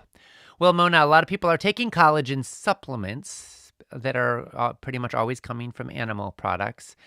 And the sad reality is they're probably not helping. Collagen, for the most part, breaks down into amino acids in your gut.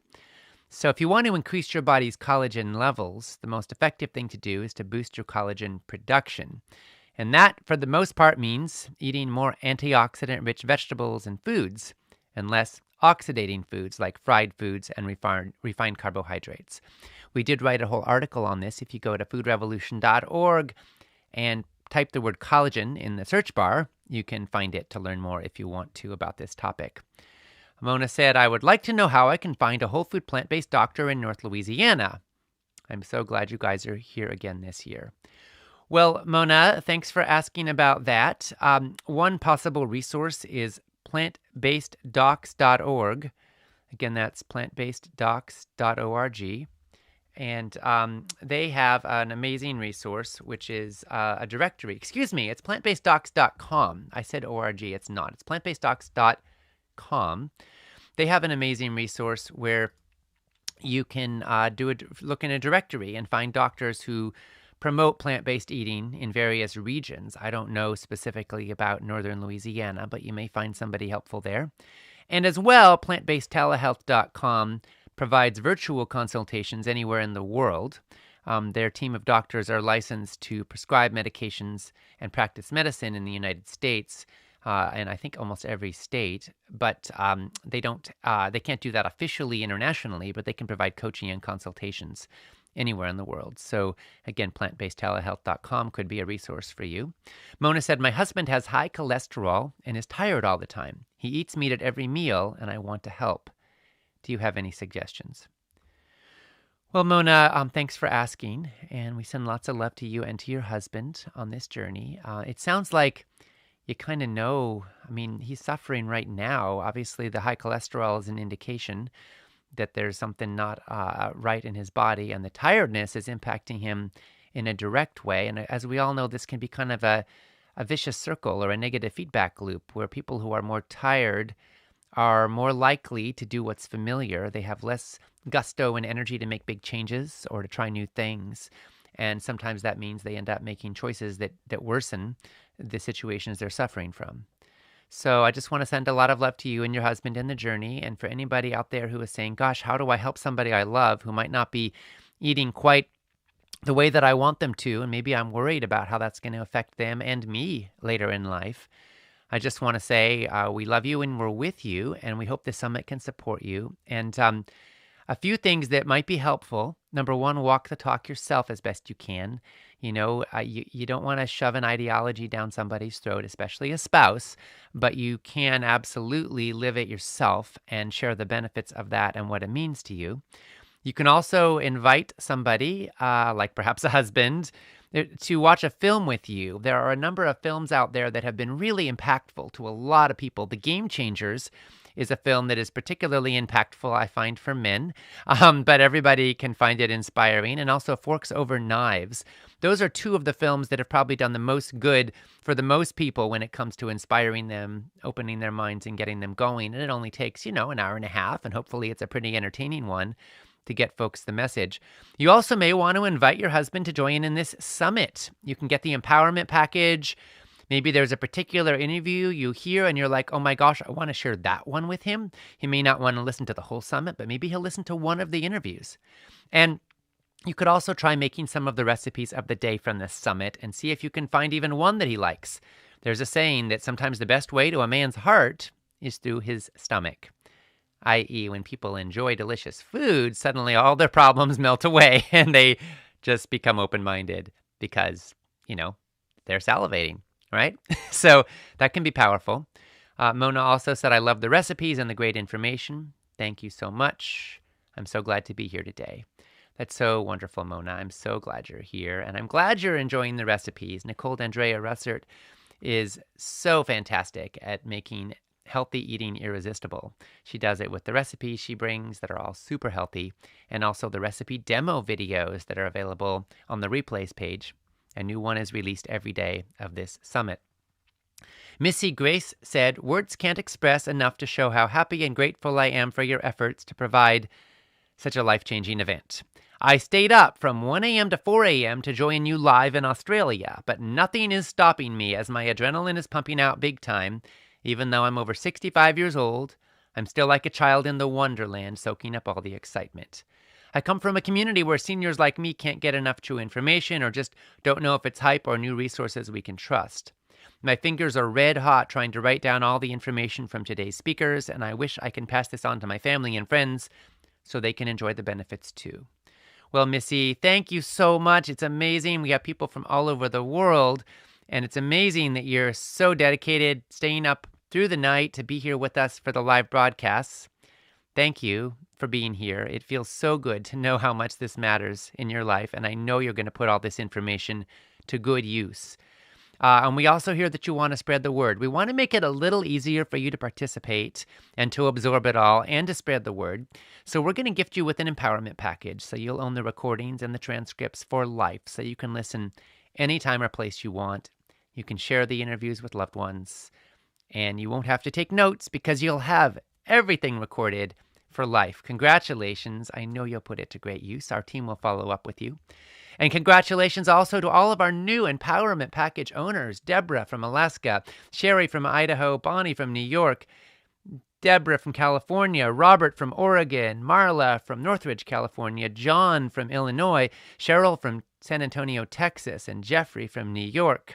We're so grateful for all of your participation and investment in our work. Everybody who gets the Empowerment Package, you're making an investment in your health, and you're also investing in our ability to keep going and spreading this message far and wide around the world. I want to let you all know, of course, again, about the recipes of the day. So today we have 3 recipes of the day for day 2 of the Food Revolution Summit, all brought to us by dietitian and recipe developer Nicole D'Andrea Russert. We have cauliflower squash cheese sauce. If you're convinced you can't give up dairy cheese, you're about to see Nicole make some magic with plants as she transforms cauliflower and butternut squash into a creamy, colorful, and decadent cheese-flavored sauce that's so good it's practically drinkable. And I tell you, one of the keys to making anything taste good is a good sauce. So make sure you do check that out. It's the recipe of the day demo video from Nicole D'Andrea Russert. Along with, today we also have smashed avocado chickpea salad and cheesy rice, bean, and veggie casserole.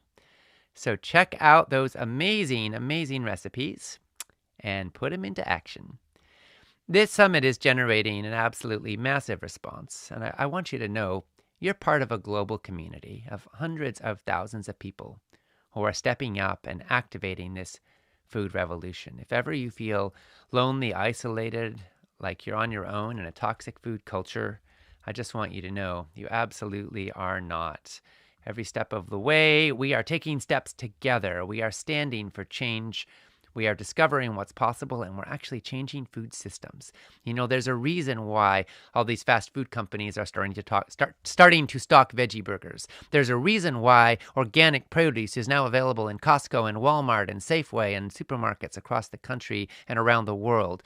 There is a reason why healthy, organic, natural, sustainable, fair trade, and plant-based foods are all more and more accessible, affordable, and available. And that reason is us. It's people who are buying them and demanding them and investing in them and supporting this movement in all the ways, large and small, that we do. And together, one bite at a time, one purchase at a time, one meal at a time, we're literally changing the world. Of course, we're changing our lives. We're also changing the world. So thank you for your part in this revolution. Lori Gamble said, can't listen in live today, and I'm so thankful for the replays. Listened to them several times yesterday and heard something new every time. Lori, how wonderful. So glad to hear that. And, yes, that's why we do the replays, so people can listen at off hours and different times, and also in many cases, several times. So bless you. And for everyone who's listening now, replays will be available as soon as we wrap up today's broadcast until tomorrow's begin.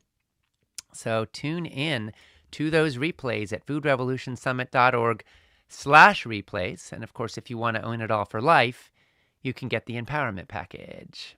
We heard from Susan Bristol, who said, I started listening to the Food Revolution Summit last year on the advice of my cardiologist, Dr. Joel Kahn.